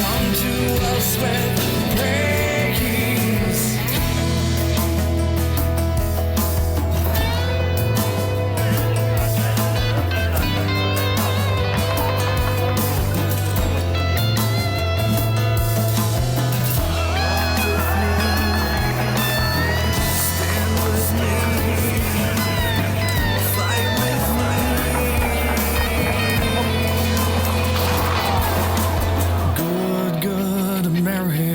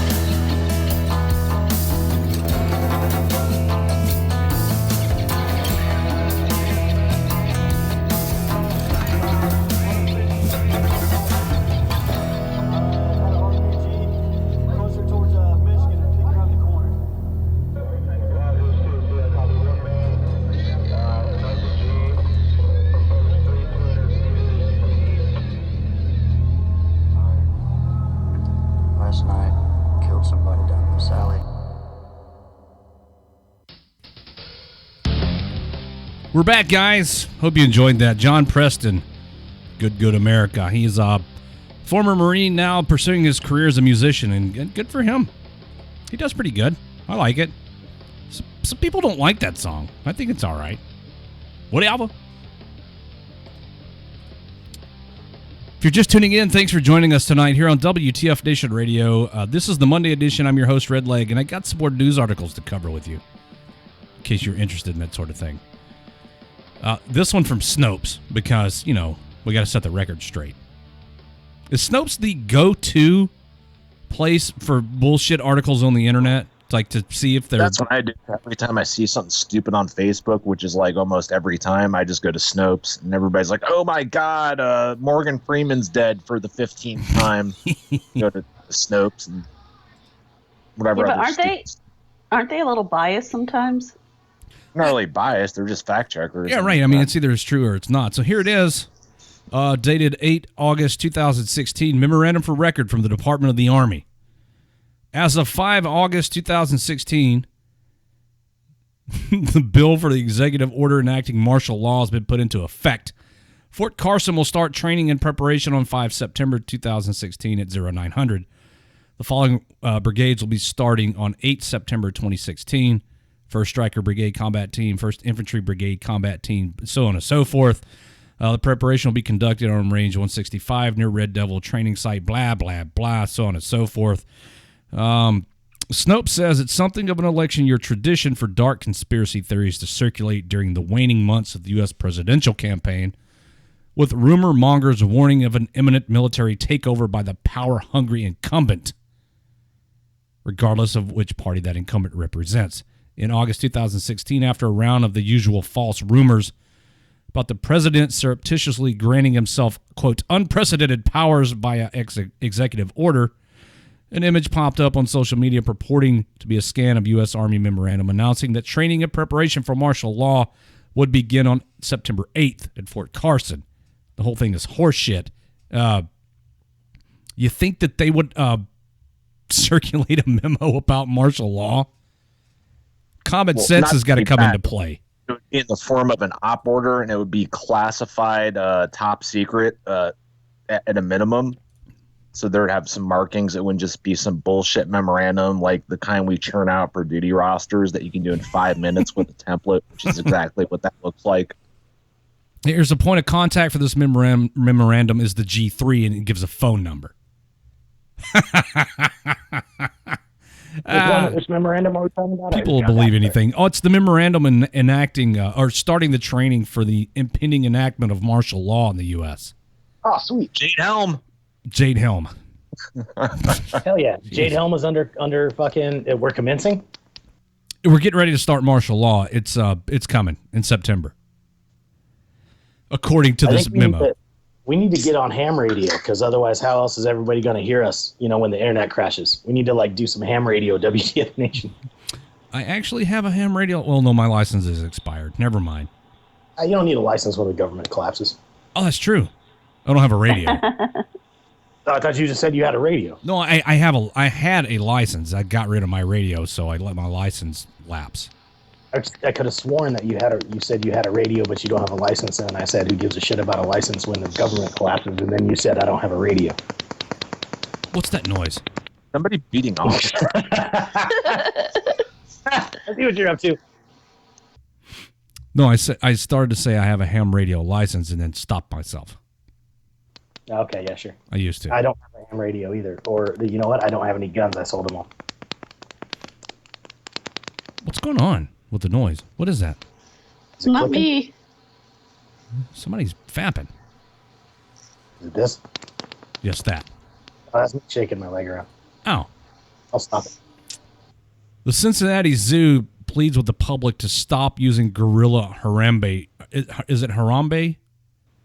You're still talking about this thing? Yeah, the Cincinnati Zoo is not amused that people are making memes and signs for the gorilla that was shot dead after a 3-year-old boy managed to make his way into the enclosure. Tell us what they did to combat this.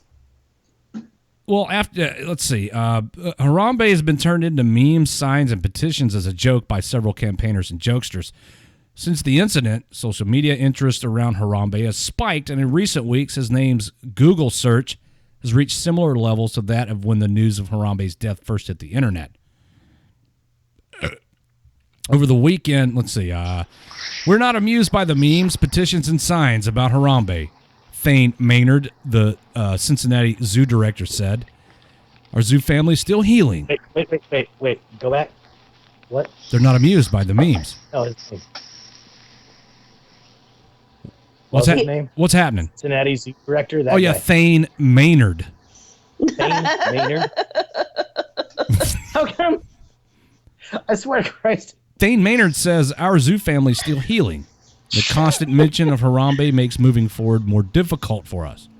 We're honoring Harambe by redoubling our guerrilla conservation efforts and encouraging others to join us.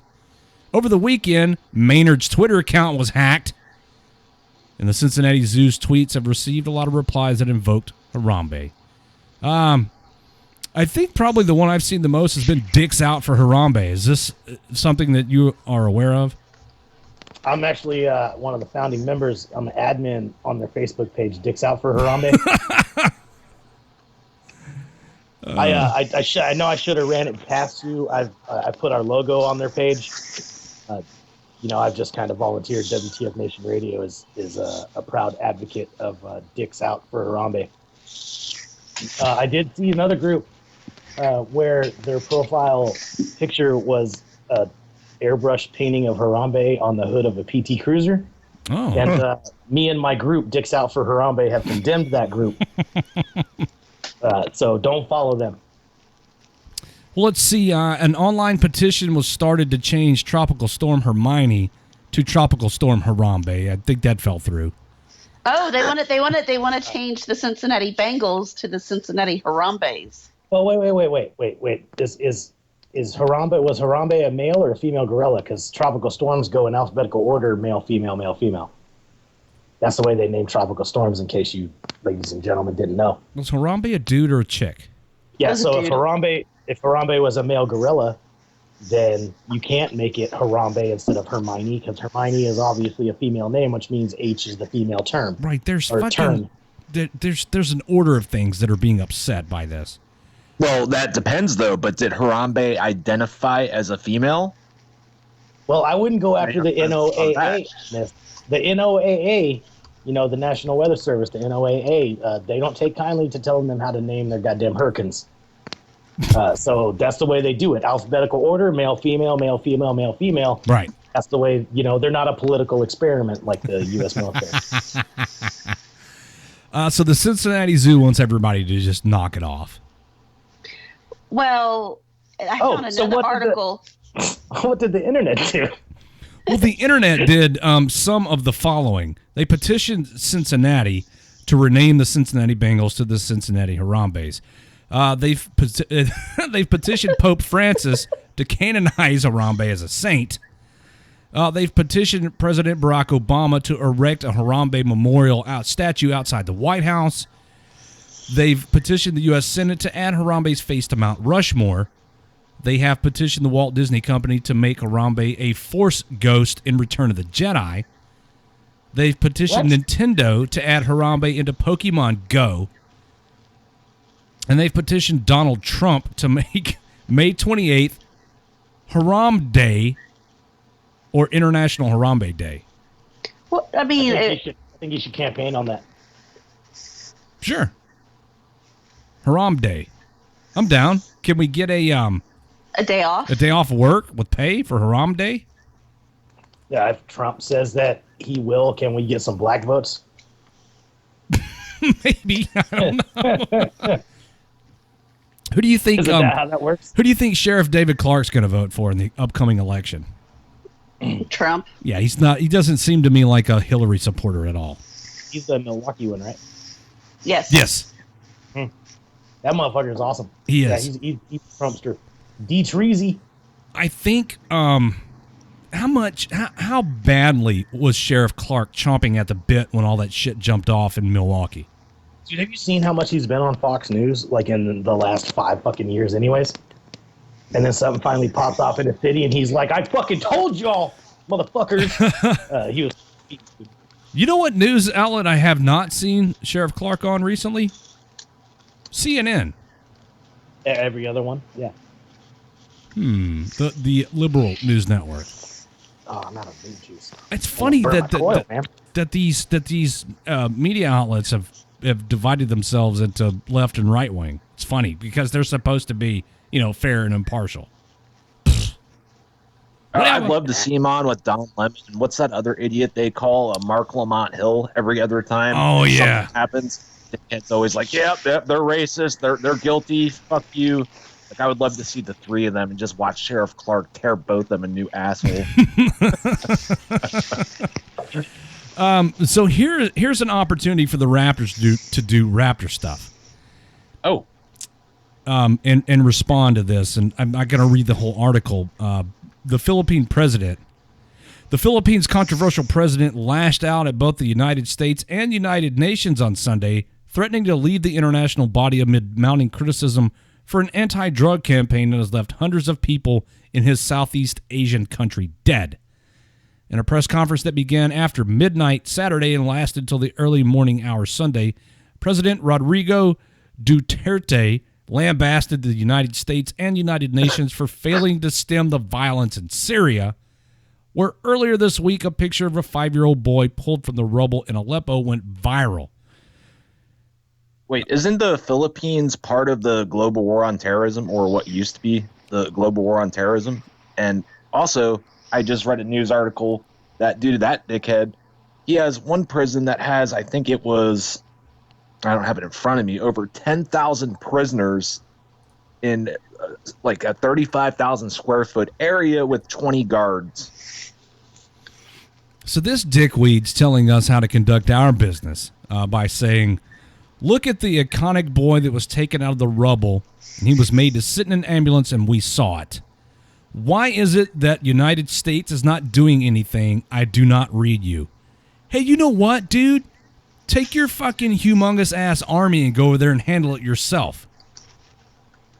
Yep. Hey, do you guys remember the name Emilio Gonzalez? Yeah. Oh, yeah. I remember him. What's ever happened to him since the 2 months we talked about him? Don't know. All I know is he's still in the United States, but I don't know. If for those of you who don't remember, Emilio Gonzalez was the raft kid from Cuba back in the, 90s?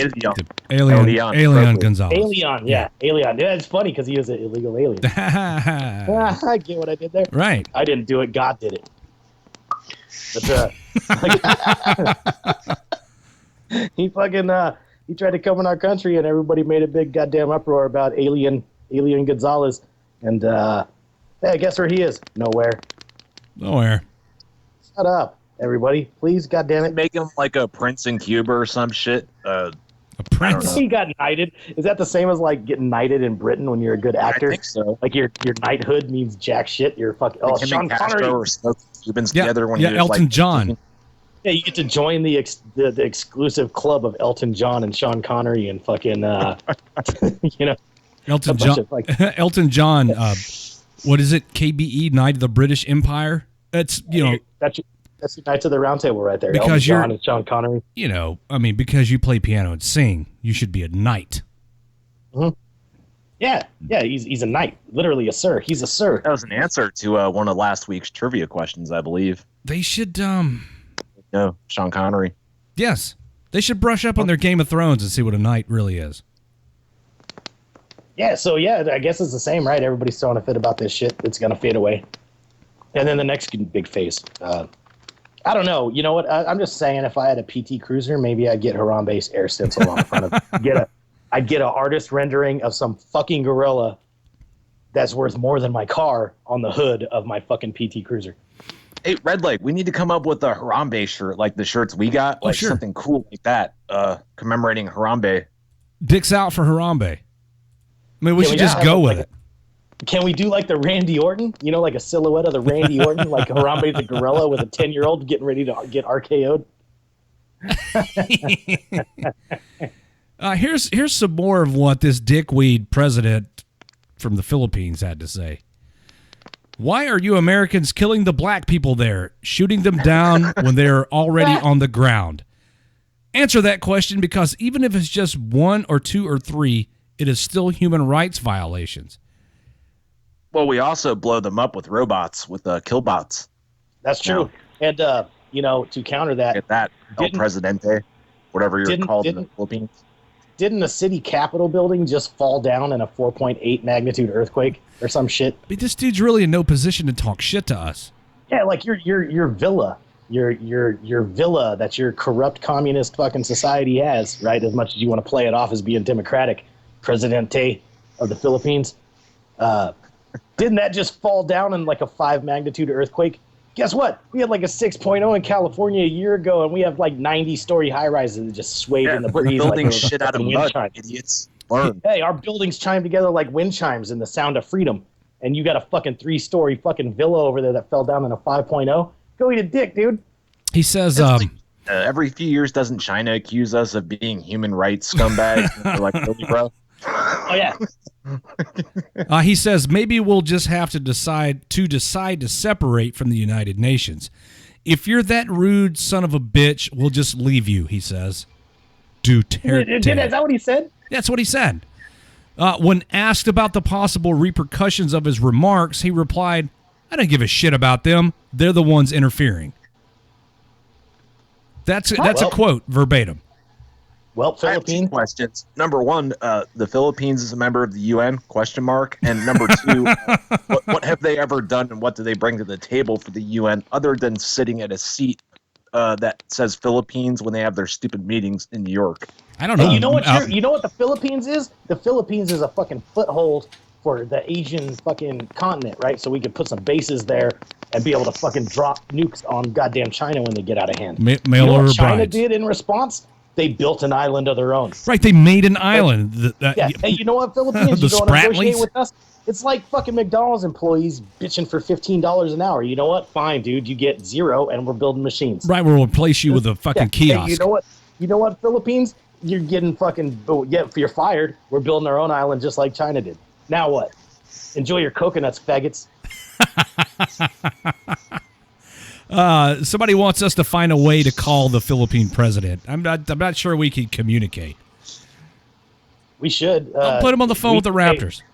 We need a Probably not even Filipino a dude. You know, they have a lot of shims in the Philippines. He's a lady boy. Yeah, lady Between boys. Tuesday and Wednesday, we're going to need somebody who speaks fluent Filipino, whatever they speak in the Philippines or the president. Tagalog. Yeah, whatever they speak there, we'll need somebody that's fluent in that. And then somebody's going to need to get us numbers and shit, and then we'll call them, and we'll have a translator, and we'll be like, what the fuck is your issue, bro? You mad, bro? Me and Raptor 6 will have a real issue with that. It will be like, you mad, bro?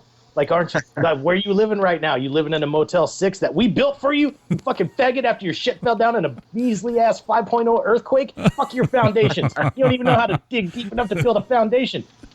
Learn to grade your roads, faggots. That's why everybody's falling off cliffs and shit.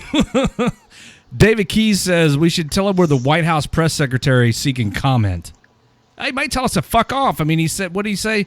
I don't give a shit about them. They're the ones interfering. He doesn't give a shit about us. I'll bet you would answer the call and tell our translator literally tell those fucking pinky-eyed fucking faggots to fuck off. He reminds me of the meth-doing fucking mayor in Calgary or wherever he was at. Oh, you know who we can get? Out of I know who we can get to translate. Maybe. That guy? The mayor of fucking the exiled Toronto mayor? No, Soldier Hard. Oh, shit, you're right. Soldier Hard's from there. Maybe we could just get Soldier Hard on the show and be like, what's the beef with your boss, man? Ask this motherfucker what his problem is. Hey, Hobbs, get your BFF and get him on the show. Yeah, we want to call the Philippines and talk to this dickweed. Oh, you know, this might get lined up. I could get Soldier Hard on the show. Maybe he knows his number. I don't know. It's not that big of a country. It's like the size of Rhode Island, right? He's got a cell phone number, you think? Who? Soldier Hard has the president's cell phone number? Yeah. I'd assume so. It's not that big. What is there, 40,000 people there? Dude, we don't ask him why he's talking shit. I mean, shit, 250,000 of them just died in the tsunami the other fucking year. So there can't be that many of them left. They all probably have each other's emergency contact. the dude's got a problem with us because we're not doing enough in Syria or something. So, hey, ask him if he got it. Maybe we could ask him if he has any local bands we can play during the break. John Smith says Philippines can't even bury their dead. Their remains have to be moved every couple of years due to lack of space. Okay. Maybe. You need some Raptor 7. You need some anxiety meds, bro. You man. Bouncy over there. Yeah. Well, there's a lot of shit going on. I just got a message. Yeah, I know. It says, "You're cute. I hope you're single." And I said, "I am." Both of those. Cute and single? Well, yeah. Well, that's what I said. Yeah. Oh. She said, "I hope you're cute," or him. I don't even know it's a him. It's in pink font, so I'm assuming it's either a feminine male or a female. It may be the president of the Philippines. Hey, Presidente. What's up, bro? President, you're cute and I hope you're single, smiley face. And I said, I am both of those. You should talk a little shit and see where this goes. Hey, I am. Maybe that's why I was typing, doing the leg thing, because I was thinking. That's maybe what I do. maybe you could reestablish diplomatic ties with the Philippines and be the savior of the country, because we need the Philippines. No way, dude. I'm pretty sure that his country frowns on gays, so I'd be snuck in and out of the Presidente Motel 8, or what are the Super 8 through the back door like Marilyn Monroe. Oh, maybe. I'd totally be dissed out. Then I'd end up killing myself in Lake Tahoe or something. Lake Tahoe? Where is Lake Tahoe? In Nevada, dude. No, I mean Nevada, California. Like where in the state geographically? In the corner, right by Reno. Oh, okay. Is that somewhere we could hang out? Yeah. Or are we better off going somewhere else? It's actually a cool place. You can walk with alcohol and stuff, bottles in hand. As long as we don't have to go to as long as we don't have to go to Mesa, Arizona. Oh no, yeah, it's cool up at Lake Tahoe. All right, sweet. That's where they filmed the shittiest Godfather at. Godfather 3. Did I tell you I watched Range 15? I did. I think I mentioned that. Yeah, you were less than impressed, I heard. I mean, it was good. There were some LOL moments. I thought that Jack was hilarious. Probably my favorite character in the entire movie, Jack Mandeville, who we recently had on the show. Who from that movie have we not had on the show? We had Matt, we had JT, we had Jack, we had fucking what's the Tim Kennedy. Tim Kennedy. We haven't had Nick. Eli. We haven't had Nick. We need to get Shatner. We got to talk to Matt about her. One of those guys. We haven't had William Shatner. We haven't had Randy Couture, and we haven't had. Machete. Yeah, Machete. Machete. Oh. Mom, make a note. We need I am. one of those. All of them. Yeah, we need to talk to Shatner. We need to talk to Danny Trejo. Was there somebody else famous in the movie? There's that Rudy dude, Keith right? David. The dude from Rudy. Wasn't he in that? Sean Astin? Hey, yeah. Something like that. We haven't had a chance to get... That's it. Who? Aston? Yeah, the dude from Rudy. The guy that played Rudy. I didn't even realize he was in that. I think he was.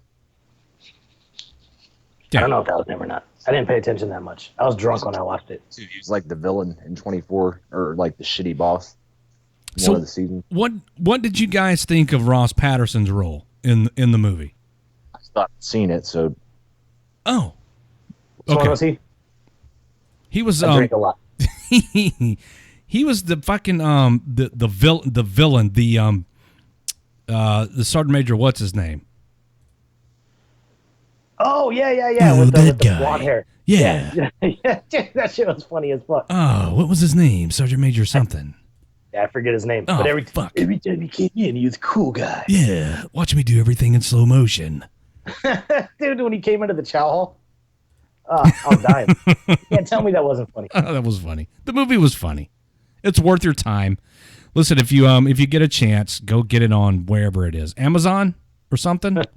It's on everything, apparently. Yeah, it is on Amazon, iTunes, fucking everything. Now, Anywhere you can get movies, you can get it. What was his name? What was Ross Patterson's name? His character's name? God damn it. I can't remember anything. Somebody Google. Yeah. I'm looking. Yes, I can Google. Cast. Let's see. William Shatner, Danny Trejo, Sean Astin was the pilot. Keith David was Colonel Holloway. That was pretty funny. Gene Vanderham.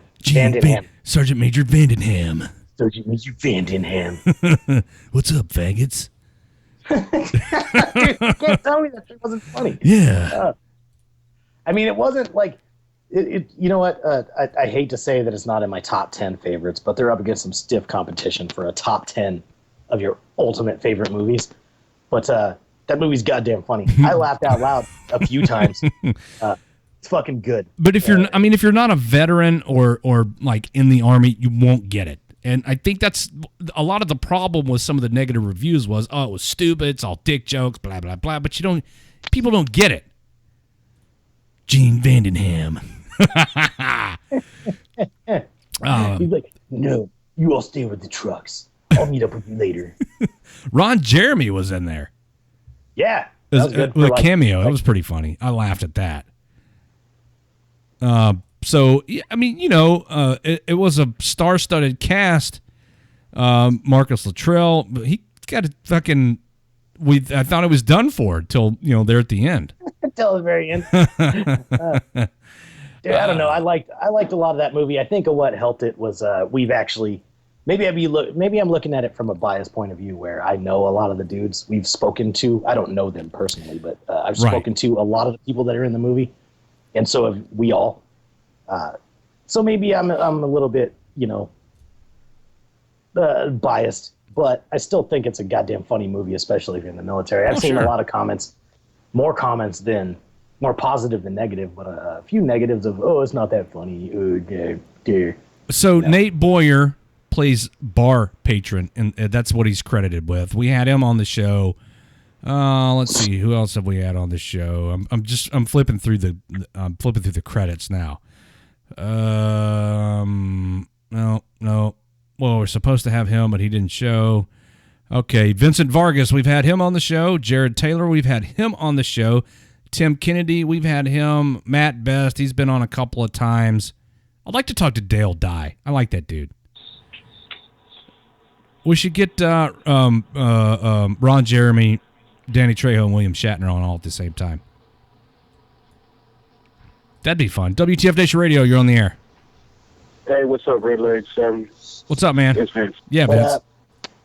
Okay, I was just scrolling through Facebook and I saw one of my battle buddies. He posted this picture of a excuse note sent home by his kid, or sent home from school with his kid. Uh-huh. To fucking excuse a parent's child for reciting the Pledge of Allegiance. Yeah, and standing and putting a hand over the heart. Right. And putting a hand over the heart. I've seen that. What the fuck? Well, I mean, you gotta...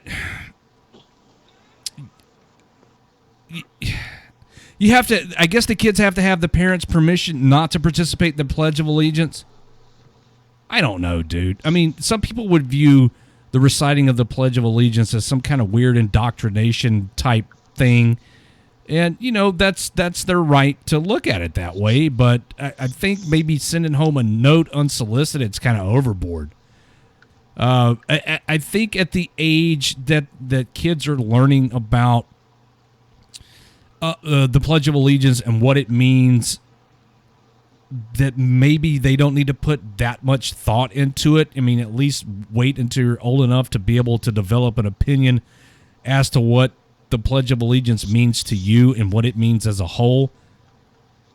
I mean, I could do devil's advocate shit all day. Think about it. When you recite the Pledge of Allegiance, what are you doing?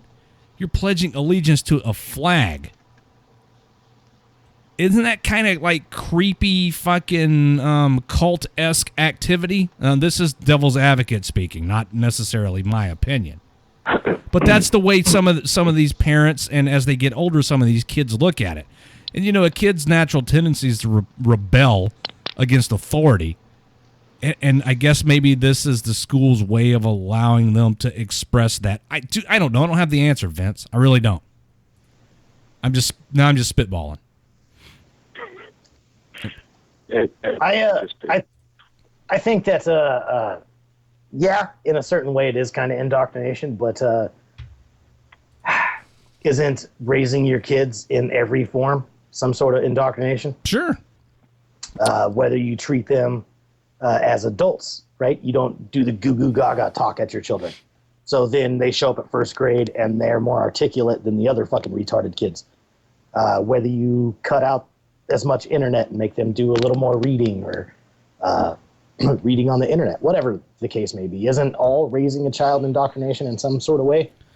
I don't think there's anything wrong with raising your child to be patriotic, which for centuries, thousands and thousands of years, people have thought was appropriate. So now all of a sudden in the last, 10, 15, maybe even 20 years, the Pledge of Allegiance and being patriotic for your homeland, realizing that we're a country of different nations, is a wrong thing. Maybe is that a psychological thing that we're becoming more open-minded and the atheism point of view, right? Be open-minded to more, right? There's not just one religion. There's not just this. There's not just that. I kind of think that's, now that I'm saying it out loud, New World Order kind of shit. Thinking we're all one world. I don't think we're all one world. But those are the two sides that I see, and I'm trying to balance that in my head. And in my head, fuck you. Our flag is our flag, and you say the fucking Pledge of Allegiance because you're in this goddamn country and you're going to be a fucking productive member of society. And if you don't want to, get the fuck out. My daughter's 16 years old, and I've always, ever since she was even just a little kid, I've always given her the opportunity to kind of make up her mind about who she wants to be, what she wants to believe. And I've given her the guidance as best I can as a parent, but I haven't purposefully tried to steer her in one direction or another. And, as a result, she has grown up to be, well, she's not grown up, but she's grown into becoming a very intelligent and opinionated and articulate young woman, in that she's not blindly following any one thing. She thinks things through, and she forms her opinions, and I'm proud of her for having the ability to do that. So if she were to make up her mind that she didn't want to say the Pledge of Allegiance for whatever reason, then we would sit down and talk about it. But I'm not going to force her to do something she doesn't want to do based solely on the fact that I think it's something that she should do. I can give her reasons for and against, but ultimately she's intelligent enough to make that decision on her own.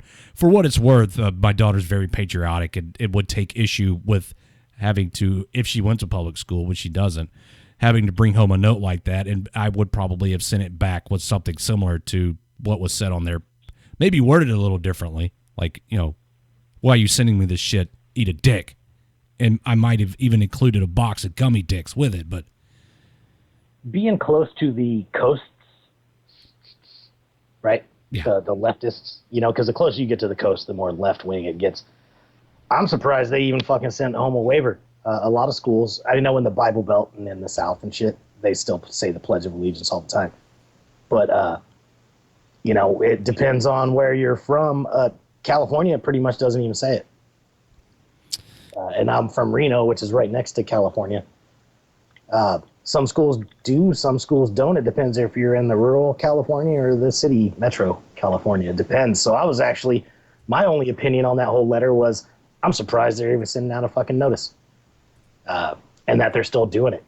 So there's my opinion. Maybe I've been indoctrinated into the laziness and complacency of lack of patriotism in this country. But I was flat out, when I saw that, I was like, at least they're still doing it.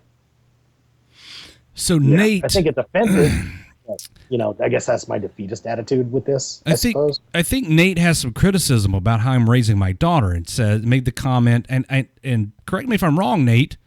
Nate says, and that's what's wrong with America. So the fact that I allow my daughter to, with some guidance and within reason, form her own opinions about things, excuse me, and I don't force feed her any one particular set of ideals, that is wrong with this country. I've taught my daughter to always be honest and upstanding and work and for what's hers, and I've tried to steer her away from the evils of welfare and things like that. And do I think welfare is evil? Sure I do, because it's perpetuating another generation of leeches and shitbags. But because I don't force my daughter to believe what I believe or anything else, that's what's wrong. Dude, that's what's wrong with this country. I think what's wrong with this country is the lack of free thought, right? Schools up until college are supposed to teach you, cognitive reasoning, right? Like how to do math, science, a little bit of history, a little bit of retaining what you read. The closer you get to college, the closer you get to free thinking. And in my mind, universities and colleges were originally designed to encourage free thinking and encourage free thought and encourage you to develop your own opinion about the way the world is. Recently, within our lifespan, they've kind of changed into now you have liberal fucking faggot constitutional professors like Obama filling fucking kids' heads full of gibberish. And they're still kids. You join the army at 18, you get indoctrinated into that. You get broke down, you get built up into what they want you to be. And that's the way it kind of goes. Same way with colleges. So colleges have turned from a free thinking organization to where it causes you to think for yourself and grow as an individual, be a productive member of society in a way you see fit, to now you're a fucking liberal. And if you look at the college graduates and look at military statistics, military traditionally votes Republican, colleges traditionally vote liberal or register-wise. It's the way of the upbringing, and I don't want to say either one is wrong, but think about that shit for a minute. I don't, what is this? You got to look at when you were in school, you didn't give a shit about any of that. All you had to do was book work and go home to play at the park. Dude, I'm not talking about when I was in fucking grade school. That's what I'm saying. Once you get to college, it's supposed to be a free thinking environment, and you're indoctrinated into liberal fucking lectures. My daughter and I have conversations about politics, and she actually brought up the last time we were together, the Hillary Trump thing, and we had she's 16 years old, but she's because I haven't, like Raptor 7 said, indoctrinated her and put blinders on her and forced her into one way of thinking.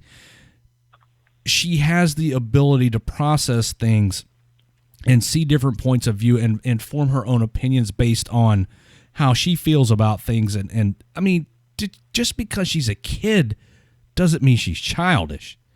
So, I'm proud of my daughter for her ability to form her own opinions. And I've never tried to steer her one way or the other than to teach her right from wrong at its most basic levels, As far as all the other stuff, again, I'll try to give her what guidance I can based on my life experiences, but at some point she's gonna be out on her own, and I want her to be prepared for that mentally, emotionally, to be able to form informed decisions and not just follow the herd. I don't know. I mean, some people would think I'm a bad parent for giving her that much free reign, but that's just the way I chose to do it. I've always been open and honest with her and respected her opinion, and in turn, she respects mine. I mean, I'm not at a level where I would rather to make her be. I'm not trying to be friends with her.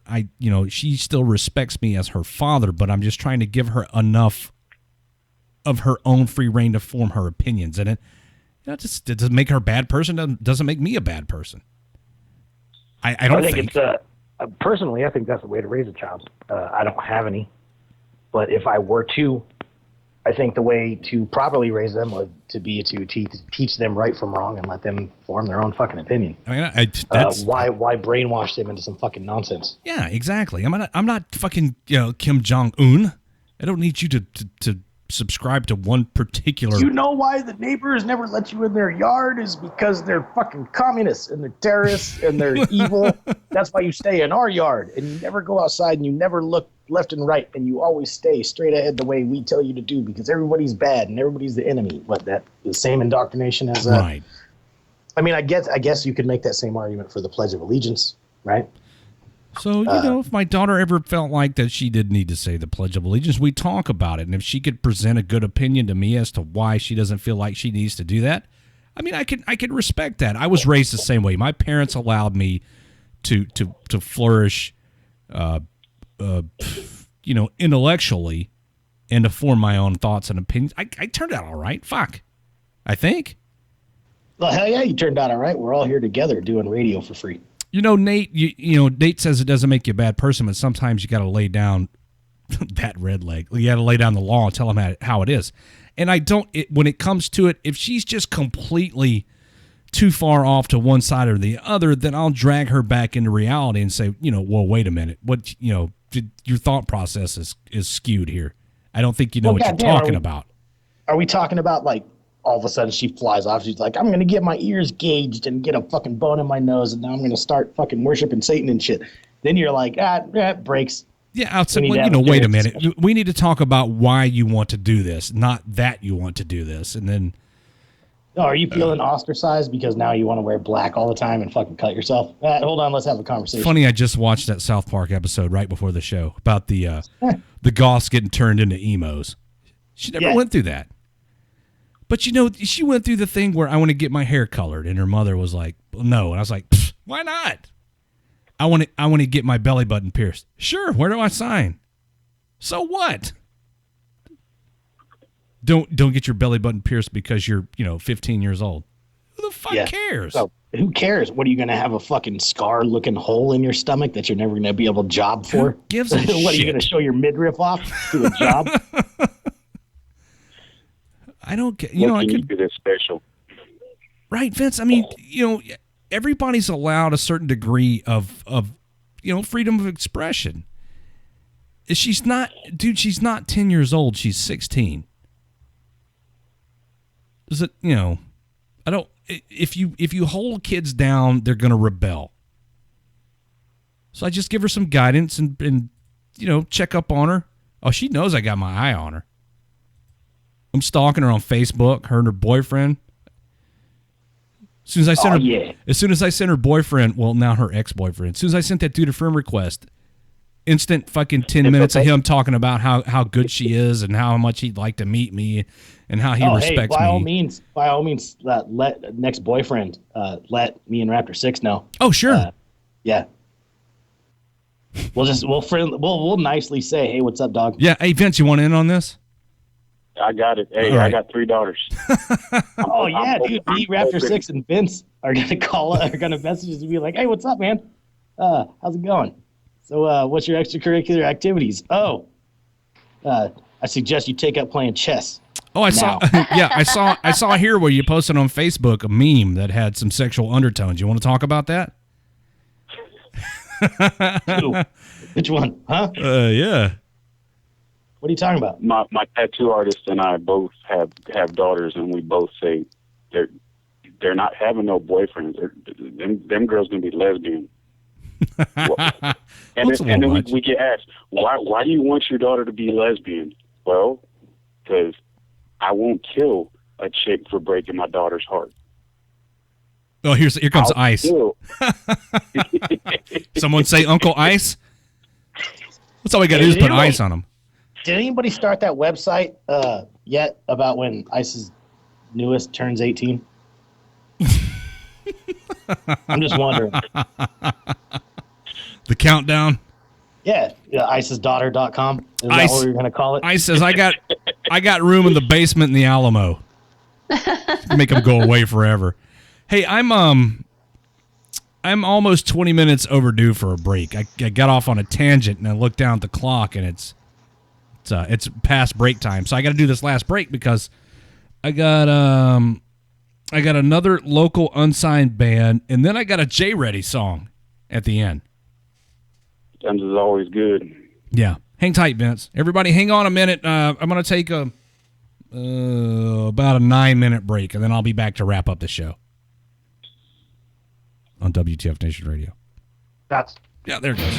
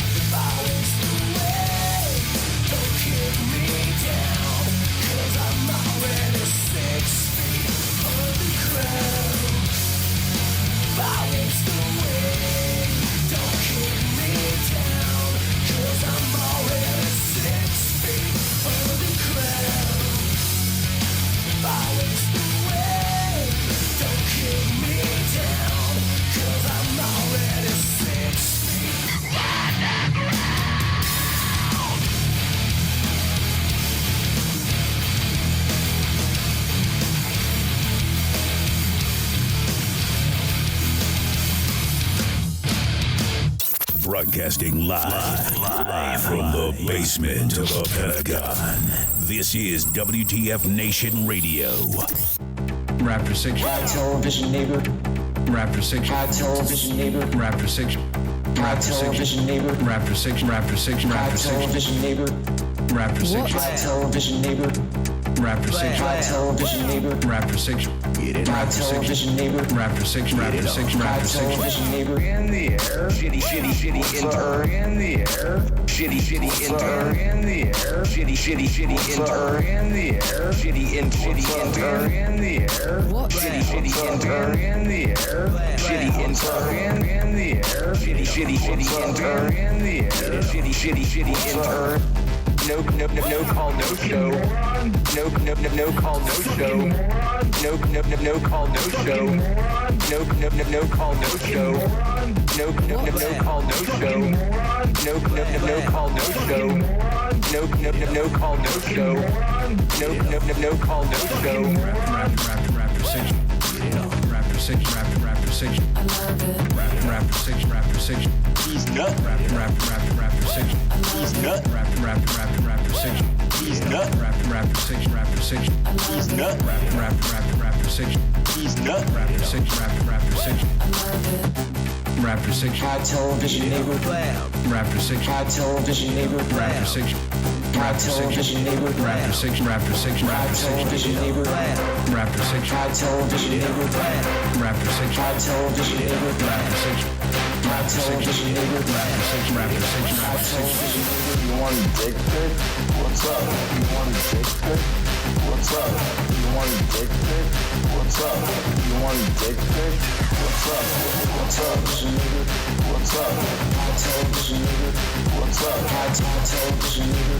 What's up? High television neighbor. You want a dick pic? Raptor 6. What's up? Raptor 6. What's up? Raptor 6. What's up? You want a dick pic? Raptor 6. Raptor 6. What's up? Raptor 6. What's up? Raptor 6. What's up? You want a dick pic? Raptor 6.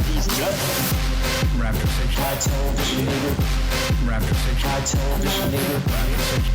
High television neighbor. Raptor 6. Raptor 6. High Raptor 6. television neighbor. Raptor 6. What's up?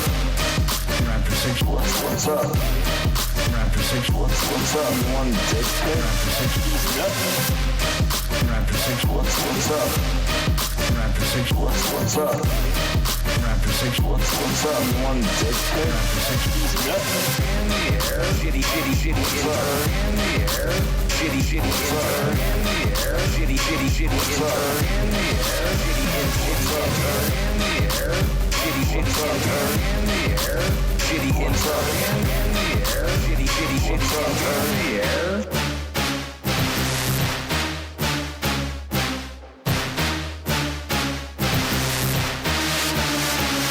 Fucking moron. All right, guys, we're back. That was a J-Ready original featuring Raptor 6. What's the name of that one? High Television Neighbor? Looking forward to Television Neighbor. Looking forward to more stuff from J-Ready. Yeah. So, with 35 minutes left of the show, I think we've kind of expended all ammo here. So, what do we do? I don't know. He's nuts. Beardman's trying to call. He tries to call while I'm up in the gone to the bathroom and stuff. Well, let's make him. We need to tell him how to send us the rainbow cactus. I'm calling. Oh, 7. Send me your new address. Okay. Gene Vandenham. I'll be right there. Wait just a minute, Raptor Mom. I'll send you my address. Sergeant Major Gene Vandenham at awesome.com. I'm going to have to rewatch it. I went to a theater when I watched that movie, and it was one of the screenings. Mm-hmm. And there was a shitload of vests. There was grunt-style shirts everywhere. Like, the movie theater people had no idea what was going on. There was just a bunch of fucking alpha male and females walking up in the movie theater. And the ticket guys were like, everybody's like, here. And the ticket guys like, I'm sorry, sir. You know, theater 11. I'm here to watch the movie, faggot. Yeah, and they're like, theater 11. It's on your right. I'm going over here to get some beverages. I'm gonna go over here and get a Coke, because I need something to mix this whiskey with that I'm smuggling in. You got a problem with that? Dickweed. Then we get into the theater, and it's just all vets and shit. You can tell it's all vets because they're all cussing at each other and yelling like, "Turn your cell phone off down there, faggot." Oh, yeah. There was a screening here in Memphis, and I didn't get to go because I was on the air, and I had to wait until it came out on fucking like the Amazon thing to watch it. But it was worth a watch. I enjoyed it. It's the Super Troopers for the veteran community. Definitely is. And now we got Super Troopers 2 to watch when they finally make the motherfucker. Have you seen? How much have they? Have you seen the like the updates that they're doing on Indiegogo? Those dudes are all so much older now. The Broken Lizard guys. I haven't been following their campaign. The last Broken Lizard I watched was that Club Dread. I don't think I've seen that. I saw I saw Beer Fest. Oh, of course, Beer Fest. Yeah. That's a good one. But the original Club Super Dread is- Troopers was funny. Yeah, that was damn funny. It's gonna be a tough act to follow. I hope they do as well with it as they did with the original with this new one. Super Troopers came out when I was a police officer, and so naturally, a bunch of us got together and watched it. So it was kind of like when you went to see Range 15 with a bunch of veterans. Well, there was a bunch of cops watching Super Troopers. So you can imagine what happened, like with us at work in the wake of seeing that movie. Oh yeah, a whole bunch of large farvas and comments like that went flying around, I'm sure. Yeah, and how many times we could say meow on a traffic stop and shit like that. Yeah, that kind of thing happens. Cops have got a sense of humor too. I don't know, when Reno 911 was a big thing, the cops in Reno hated that shit. They were like special big when that shit was going around. What's the dude's name? Nick. Damn it. The guy that played Lieutenant Dangle. Oh yeah, the guy that always wore the short shorts and shit. I forget his real name. Nick something. List of characters. That dude is funny as hell. Lieutenant Dangle. Oh no, Thomas Lennon. Who am I thinking of? Not sure. Lieutenant Dangle. Dude. And then the comedian, Nick Swardson. Oh, Nick Swardson's who I'm thinking of. Yeah, he plays the gay on the roller skates that they always catch. That's turning right. Tricks on the corner. His stand-up's funny. Is it? Yeah, his name was Terry in the show. Yeah. They're like, what are you doing, Terry? And he's like skating around with twirling bubblegum. He's like, nothing. So you know how on Sirius XM they've got like Raw Dog Comedy, Comedy Central Radio, Comedy Greats, and there's several comedy channels. Well, when Mrs. Redleg and I went to Florida recently, I listened to a lot of that on the drive, and she was amazed at my like idiot savant abilities to name these comedians without looking, and because I had the navigation up so it doesn't show like what's on and who it is, and I could name them, then I'd reach over and hit a button and it would show. I don't know, I just got some kind of weird like Rain Man ability to recall useless shit. Yeah. Yeah. Definitely driving to Florida. Yeah. I got some weird like eidetic memory. Now my biggest concern is, do I have any beers left? Definitely driving to Florida. Hey, my name's Red Lake Dar. It's been a while since you've done that. I missed that. Yeah. It's been an old one. My name's Red Lake Dar. Go to Colorado, Dar. Oh, Colorado. We haven't talked about that at all tonight. No, I don't think we have. I want to know.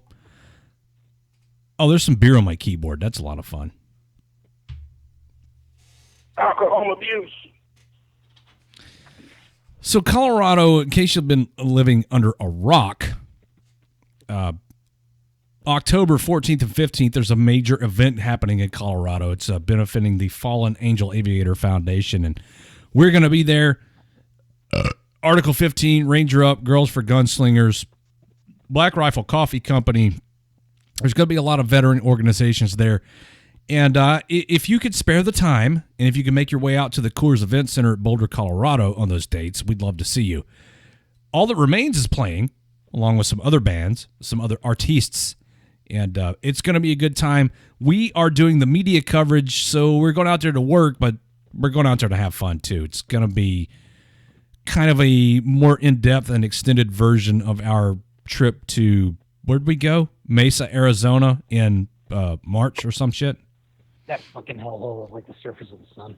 Right. I don't think this is going to be as much of a hellhole, although it's at a considerably higher elevation than where I am currently. I might have breathing trouble. That could be a lot of fun. Oh, shit.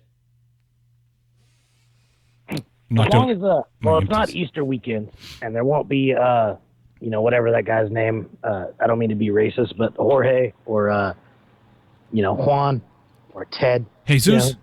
Maybe his name was Ted or Jesus.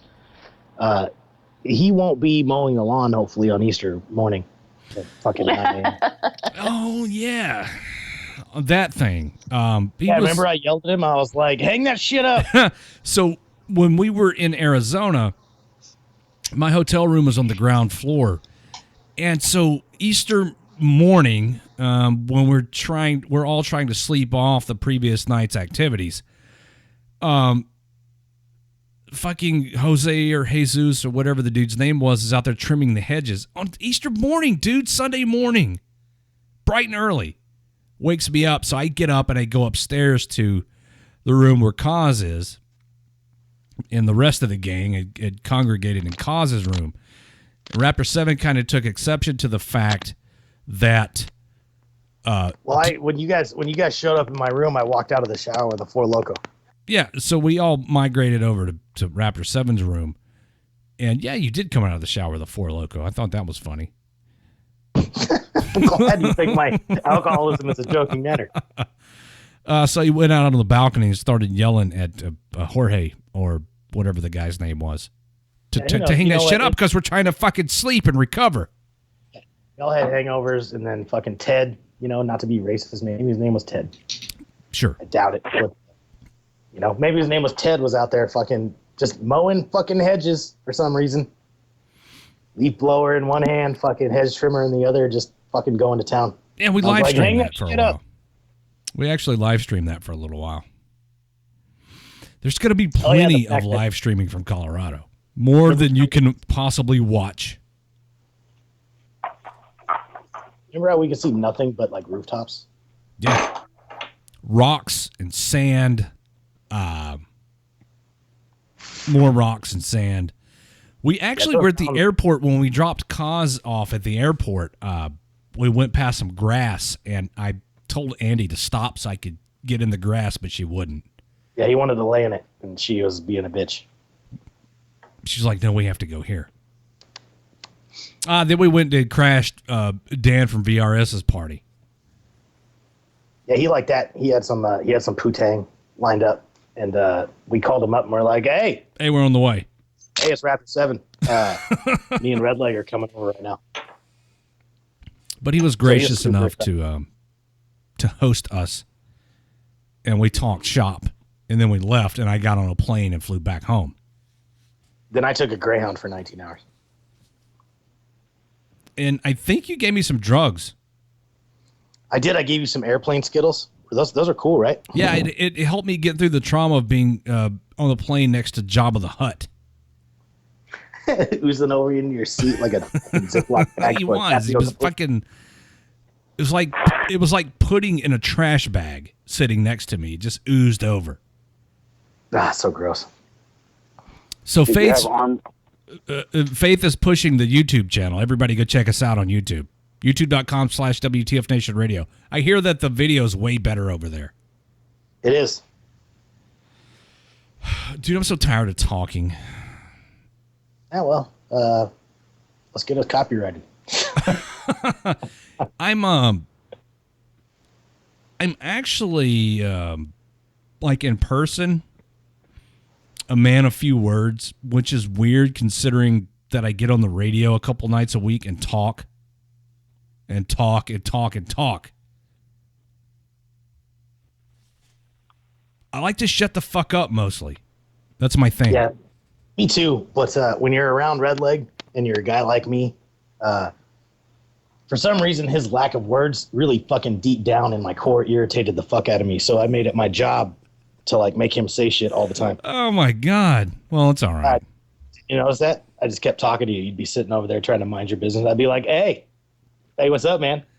What do you got? Hey, I noticed you got your phone out. What are you doing over there? Isn't this a weird thing for somebody like, I mean, because you know me personally. Isn't this a weird thing for somebody like me to be involved in? I don't know. You know me personally. And I don't know. I think just because we're vets and in the community, we hit it off well. Plus, you and I are weird individuals, and that clicks. But I think that's no. You know why? Because I took a psychological profile test one time, and it said that I would be really good in sales, law enforcement, or military. And I'm like, that's an odd three things to go together. But you kind of got to have the same mindset to like deal with any of those. In sales, you got to shut your brain off and not put yourself in the customer's pocket in the sense of you're trying to add on an upsell and trying to do all this other shit to like, you know, money, bitch. That's what it is. Show me the money, you know? So in sales, you don't want to Jew the customer. And that's a fine line in dealing with employees is teaching them how you don't want to oversell because then you get returns and shit. But you want to complete their purchase without being a dick. So there's a fine line. But if you're emotional and you put yourself in the customer's pockets, like, well, I couldn't afford this. Well, yeah, you can't, but they came knocking on your door. You didn't go knocking on their door. So it's a hard thing to sell, and you just got to turn your emotions off. Police and military, same thing. We all got a lot of the same personality types, and for us all to get together, dude, I chattered more with you at that fucking Mexican restaurant where they were charging me $6 a shot of Jaeger in that fucking casino than I do with my girlfriend at dinner. You know, one of the reasons that Mrs. Redleg and I hit it off so well is because she doesn't talk much, which is cool with me. And I mean, I don't, you know, on a level, the level that we are in our relationship, unless we have something like interesting or worthwhile to say, we don't talk, and we can sit in the same room together for hours and never speak a word, and it's not weird. I love that shit. I do too. But you know, in a social interaction, I like, especially, you know, because I'm introverted and you are. Like, I don't like to say words, and you don't either.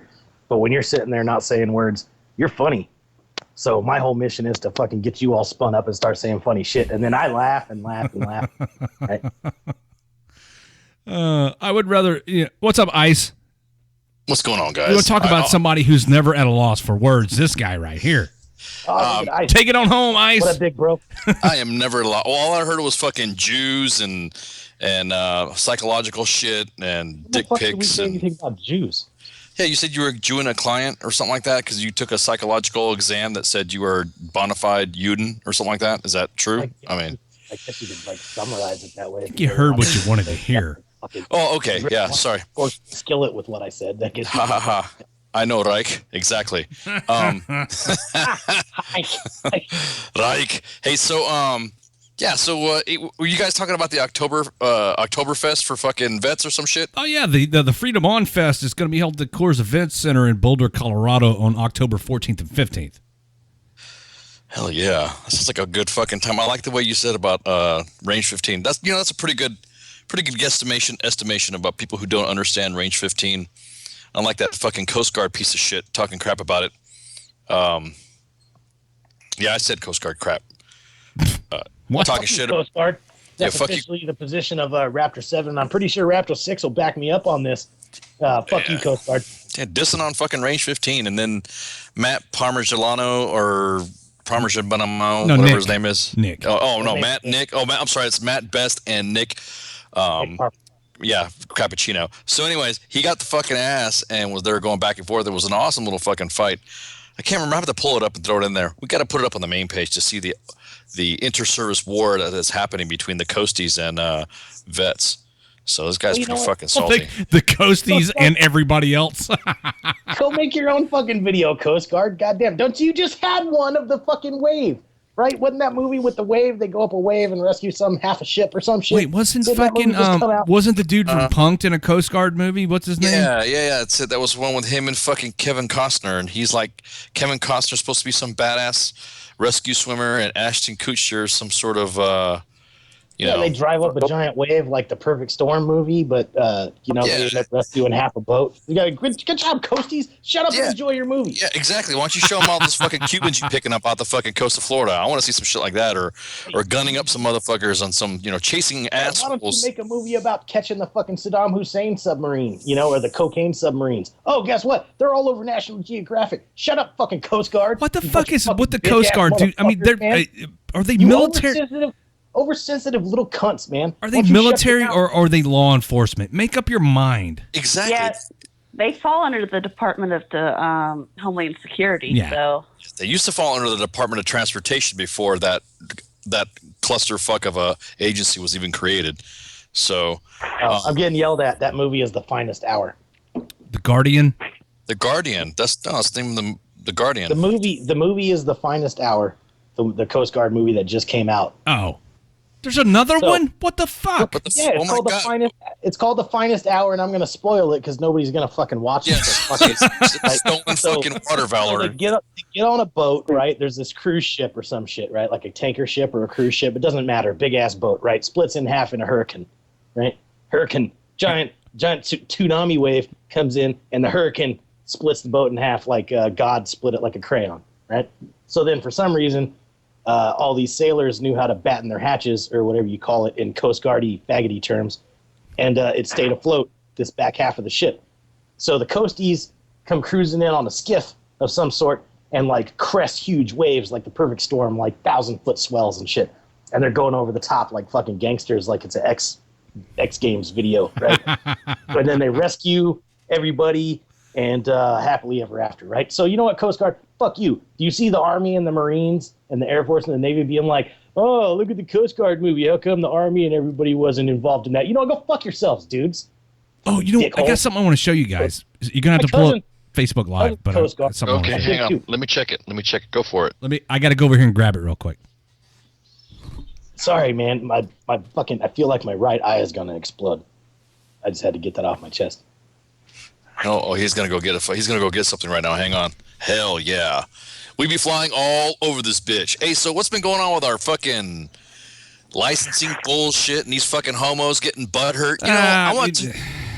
Can we say that every time we talk about hacking, Hillary, politics, licensing, getting these fucking bands that were begging us to play their shit, and now all of a throw sudden. out the keywords. You're trying to do this show as an experiment to see if local bands were not going to get us fucking flagged.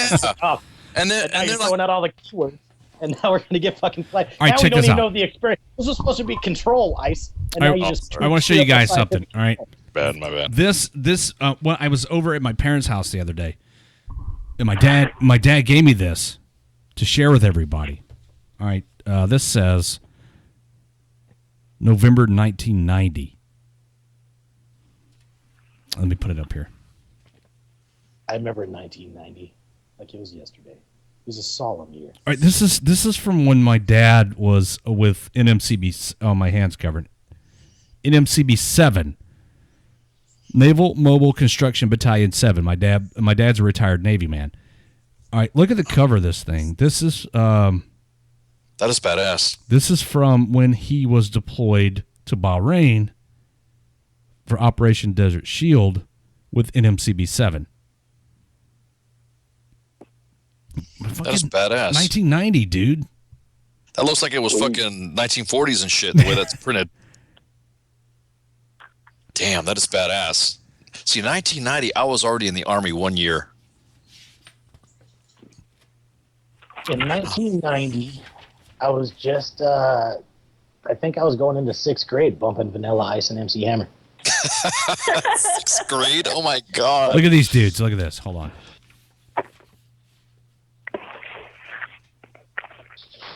CBs are badass, man. I don't give a fuck what you say. They're some badass dudes. CBs are badass. I've done some exchanges as an Army engineer. I've done some exchanges with CBs, and those guys are hardcore.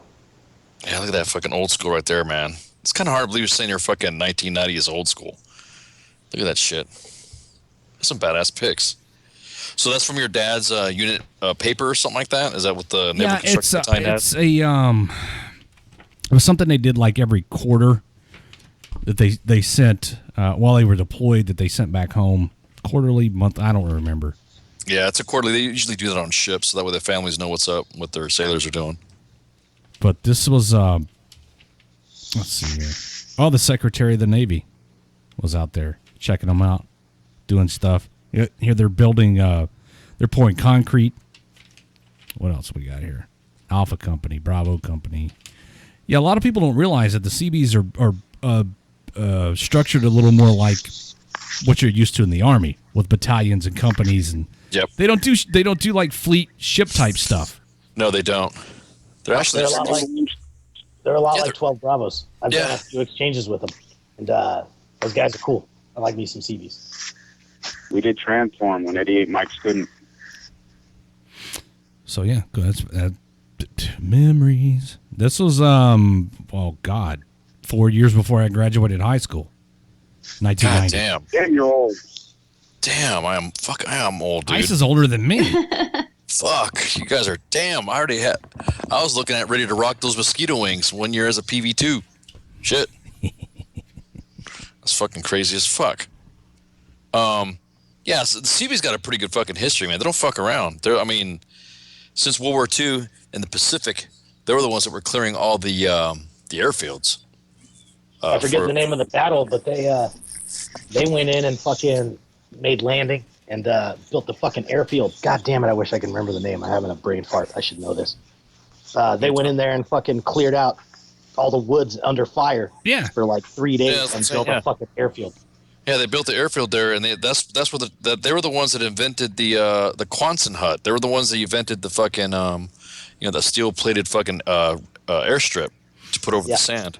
Yeah, that's one of their big things is they called it RRR, Rapid Runway Repair, where, there's a runway and then the enemy fighters or bombers will come over and fuck it up, and then they go out there and fix it, like, while the shit's still smoking. And under fire, too. Yeah. Sometimes the fucking bad guys are still on site. We had to deal with those Quonset huts in Bond Steel in '99. That's just how we built the flight pads for Apaches, because we were under a mortar attack. We had this fucking mortar man, fucking douchebag.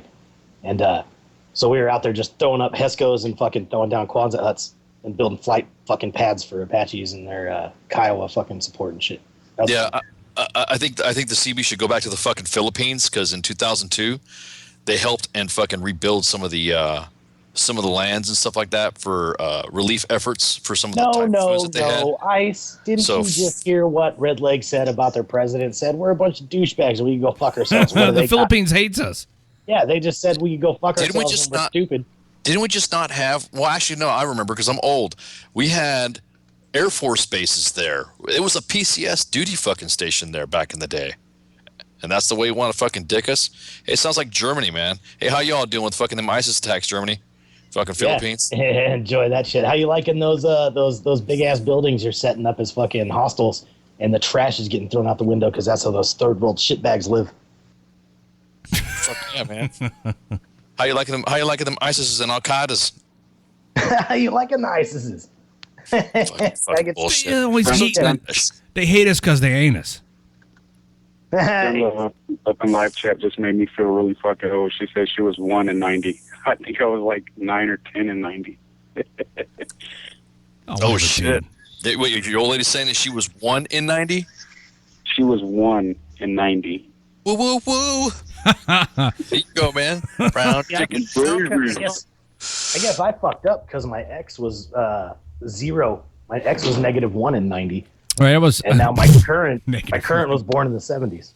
So I don't know what the fuck I did there. I was 14 years old in 1990. Damn. Uncle Ice. No, Uncle Ice, man. Hunter in the Facebook live chat says he wasn't even born yet. Holy fuck, dude. He was just a Hey, twin. Ice, you ever drove a Jeep? Yes, actually, my the first vehicle that I was tested on in the Army was on my 348, printed and typed, was an M151 Jeep. And a Gamma Goat. A Gamma Goat, yeah. Actually, they just got rid of the Gamma Goats because they were killing motherfuckers because people were getting mashed. They didn't understand how it worked, and so somebody would be standing in between the hydraulic pivot. It articulates people. Yeah. It's almost like how a fucking a scraper, like a big construction scraper, operates. It's exactly how it operates. I was licensed to drive the M110 8-inch self-propelled howitzer, of which we had 0 in the motor pool. I don't know how that I happened. saw one of them fire at Fort Sill when I was training. When I went to basic training there to be an engineer. Oh, the 8-inch? Yeah. Yeah, it makes a big boom. That 8-inch. That thing's badass. Yeah, it rattles your kidneys a little bit. You're like, God damn, I didn't. That's not like Hollywood showed me, and my subwoofer sounded like. All the guys that crewed on the 8-inch said it was a beast to get around loaded and fired, but then the observers and like the gunnery sergeants in the platoons said that it was the most accurate artillery piece that they'd ever worked with. That thing's chucking a big ass round out there. It's considerably larger than the 155 millimeter round of the M109. I like how it shoots. How fast do they shoot? Do you know? Roughly, ballpark. Or are you talking about muzzle velocity or rounds per minute? Like muzzle velocity. Oh, it's, in the grand scheme of things, it's slow enough that you can stand behind the gun when it fires and watch the round go down range. Yeah, you know the whole oosh thing? Yeah. You can see the fucking rounds going over. And Yep. the rounds fucking, you can see them flying. I'm pretty sure they're going fast as shit. At least 1,000 feet per second. At least. Probably faster than that. I don't know. Well, Raptor it's fast. just like it's just like a You jet sit there and fighter. watch, so goddamn big. Yeah. Oh, yeah, jet fighters, you don't even hear shit. A jet fighter flies by you and it's fucking hauling ass going 800 miles an hour, but because it's so big, it looks like it's just Well, yeah, cruising. and then as soon as you like turn your head to see it go away, then you hear its noises. It's fucking flying it's faster fucking crazy. than sound. What I used to do as the number one cannoneer on my gun crew was when we go to the field, I'd bring a pocket of pennies. And people would be like, why are you bringing change to the field? Well, the way that the fuse mates up with the round, it's a flat mating surface between the fuse and the round. You can take a penny and put it in there and tighten the fuse down on it, and when you fire it, it whistles, it screams when it goes overhead. So I used to send a round with a penny in it downrange every once in a while. Just a squeal and freak everybody out. So you're throwing some fun. Exactly. That's badass. You're throwing some fucking Lincoln with that freedom, right? Right. That's badass. But whistle when I shoot freedom. Goddammit! It causes it causes enough of a disturbance in the airflow around the round that it whistles when it goes down range, because they sound like a. I've heard them go overhead when I was driving for the battalion sergeant major. We went up front with the observers, and that's the first time I'd ever heard rounds go overhead right before impact, and it kind of sounds like the sound that thunder makes as it's rolling before you get the thunderclap. That's what artillery sounds like going overhead. Yep. And I'd heard it before, but not that far out front. Like Alpha Battery would be behind us firing over our position. Well, it sounded different back there than it did up on the front line. It's the oosha oosh. I mean, that's a dumb way to describe it. Right. Yeah, it is. Yeah. And the thing is that Fort Hood, it used to have a lot of firing points out there. This is back in the 90s, and you used to see them fire from the fucking road. Like literally, you're driving down. Oh yeah, we used to do. Yeah, we would do hip shoots. I was at Fort Hood in the 90s, Ice. Oh, okay. And we would do hip shoots from the road, from the tank trail. Yeah, I would sit there. I was a fucking Joe, and I'm doing a fucking stupid ass road march, bunch of aviation faggots trying to be all hua and shit. And I was like, oh, that looks cool. And I'm a dumb fucking private. That's awesome. Looks great. Looks fucking. Let's go check out that. And then it just goes off. Motherfuckers didn't tell nobody or anything. We're like, holy fuck. I'll never forget the time I took the medic up to the gun line. We had a brand new medic with his mosquito wings come to the platoon, and he's like, I want to go up here and see what's going on. I said, okay, Doc. This is when I was driving for the platoon sergeant after I'd left the gun line. I said, okay, well, come stand right here, because I put him right in the path of the muzzle brake. You're a dick, dude. I'm surprised you. Wow. Oh, we're shooting charge. Yeah, we were shooting charge 7 white bag too, which is the second highest charge you can shoot. Yeah, I was about to say. And so it fucked his shit all up, and he didn't like it much. But yeah, but I stood behind the gun where I could watch the round go down range, and I wasn't in the path of the muzzle brake.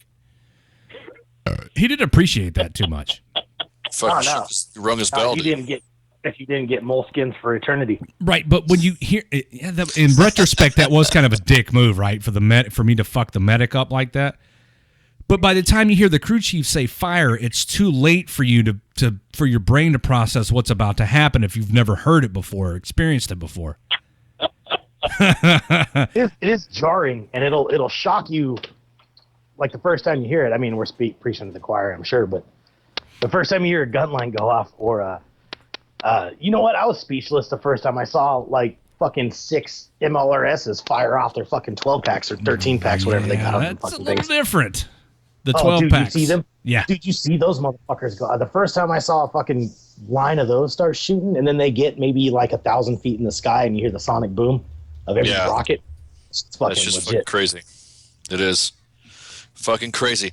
Hey, so I heard you talking about my show. Yeah, you got a guest coming up, right? The dude's one of the Hollywood types. Yeah, he is of the Hollywood types. He is a military advisor for that TV show that actually labeled Army Wives the Pendas, the TV show Army Wives. Oh, the one with Catherine Bell in it.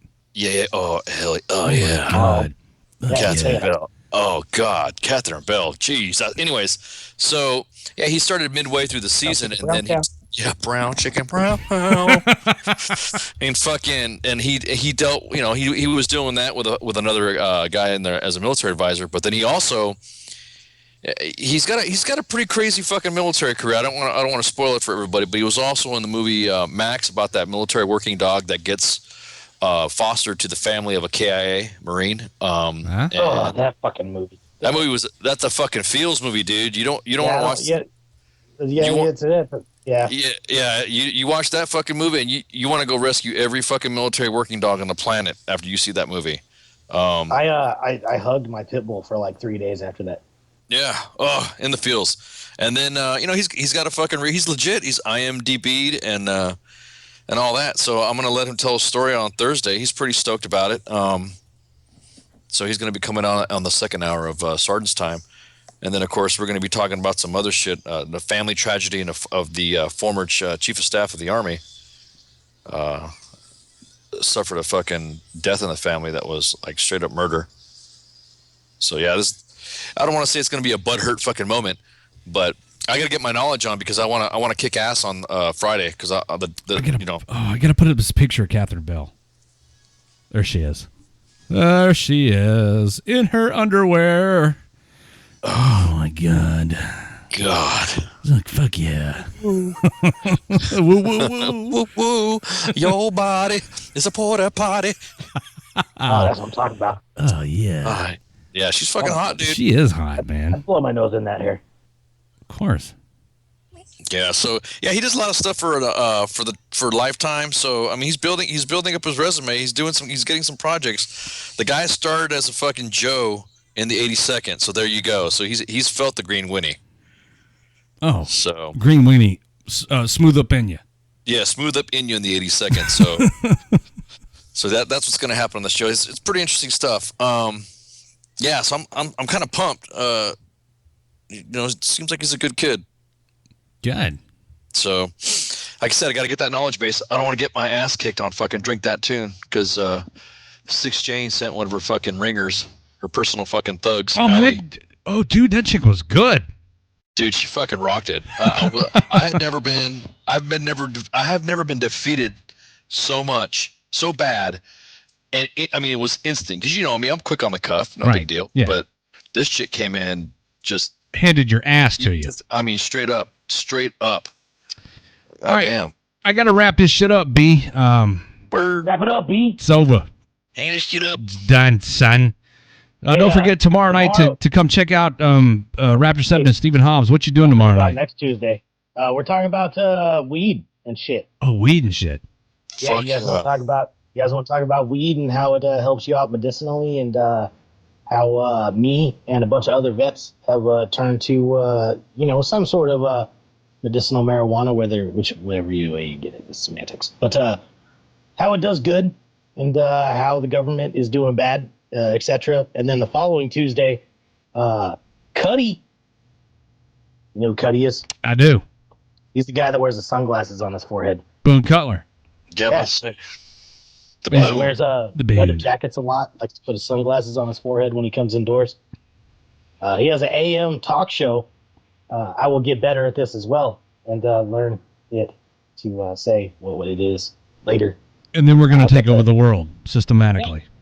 Yeah, but Boone Color's going to be on a week from tomorrow. Tomorrow we're going to talk about pot. And then a week from now, Boone Color. God, I'm gonna tune into that one because when DD214 time comes around, for science, I gotta get ready for science. So that's tomorrow. Tomorrow night, 8:00 p.m. Eastern. Drunk on a Tuesday, or maybe high on a Tuesday, with Raptor 7 and Stephen Hobbs and this dude. What's his name?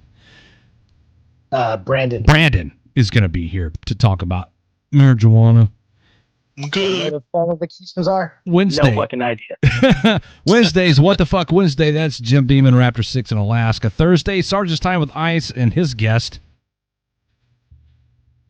That's Christian Brunetti. Christian Brunetti. Brunetti. Yep. And then Friday back to be Friday Night Fuckery. Saturday, Pie's doing the free-for-all this Saturday. It ought to be fun. And then Sunday, who knows? Something. Maybe. Whatever. Who gives a shit? Suck it. Bug it. Everybody have a good night. Thanks for hanging out.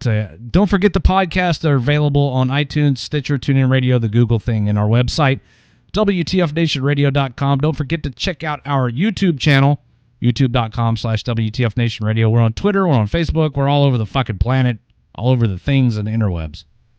Hey, you know what else is on YouTube and Facebook and YouTube.com/WTFNationRadio and WTFNationRadio.com and all that other stuff on the TuneIn app. What's and that? Our app. What's that? These nuts. Oh, these nuts. Everybody have a good night. I will see you again on Friday. Raptor 7 and the dude tomorrow.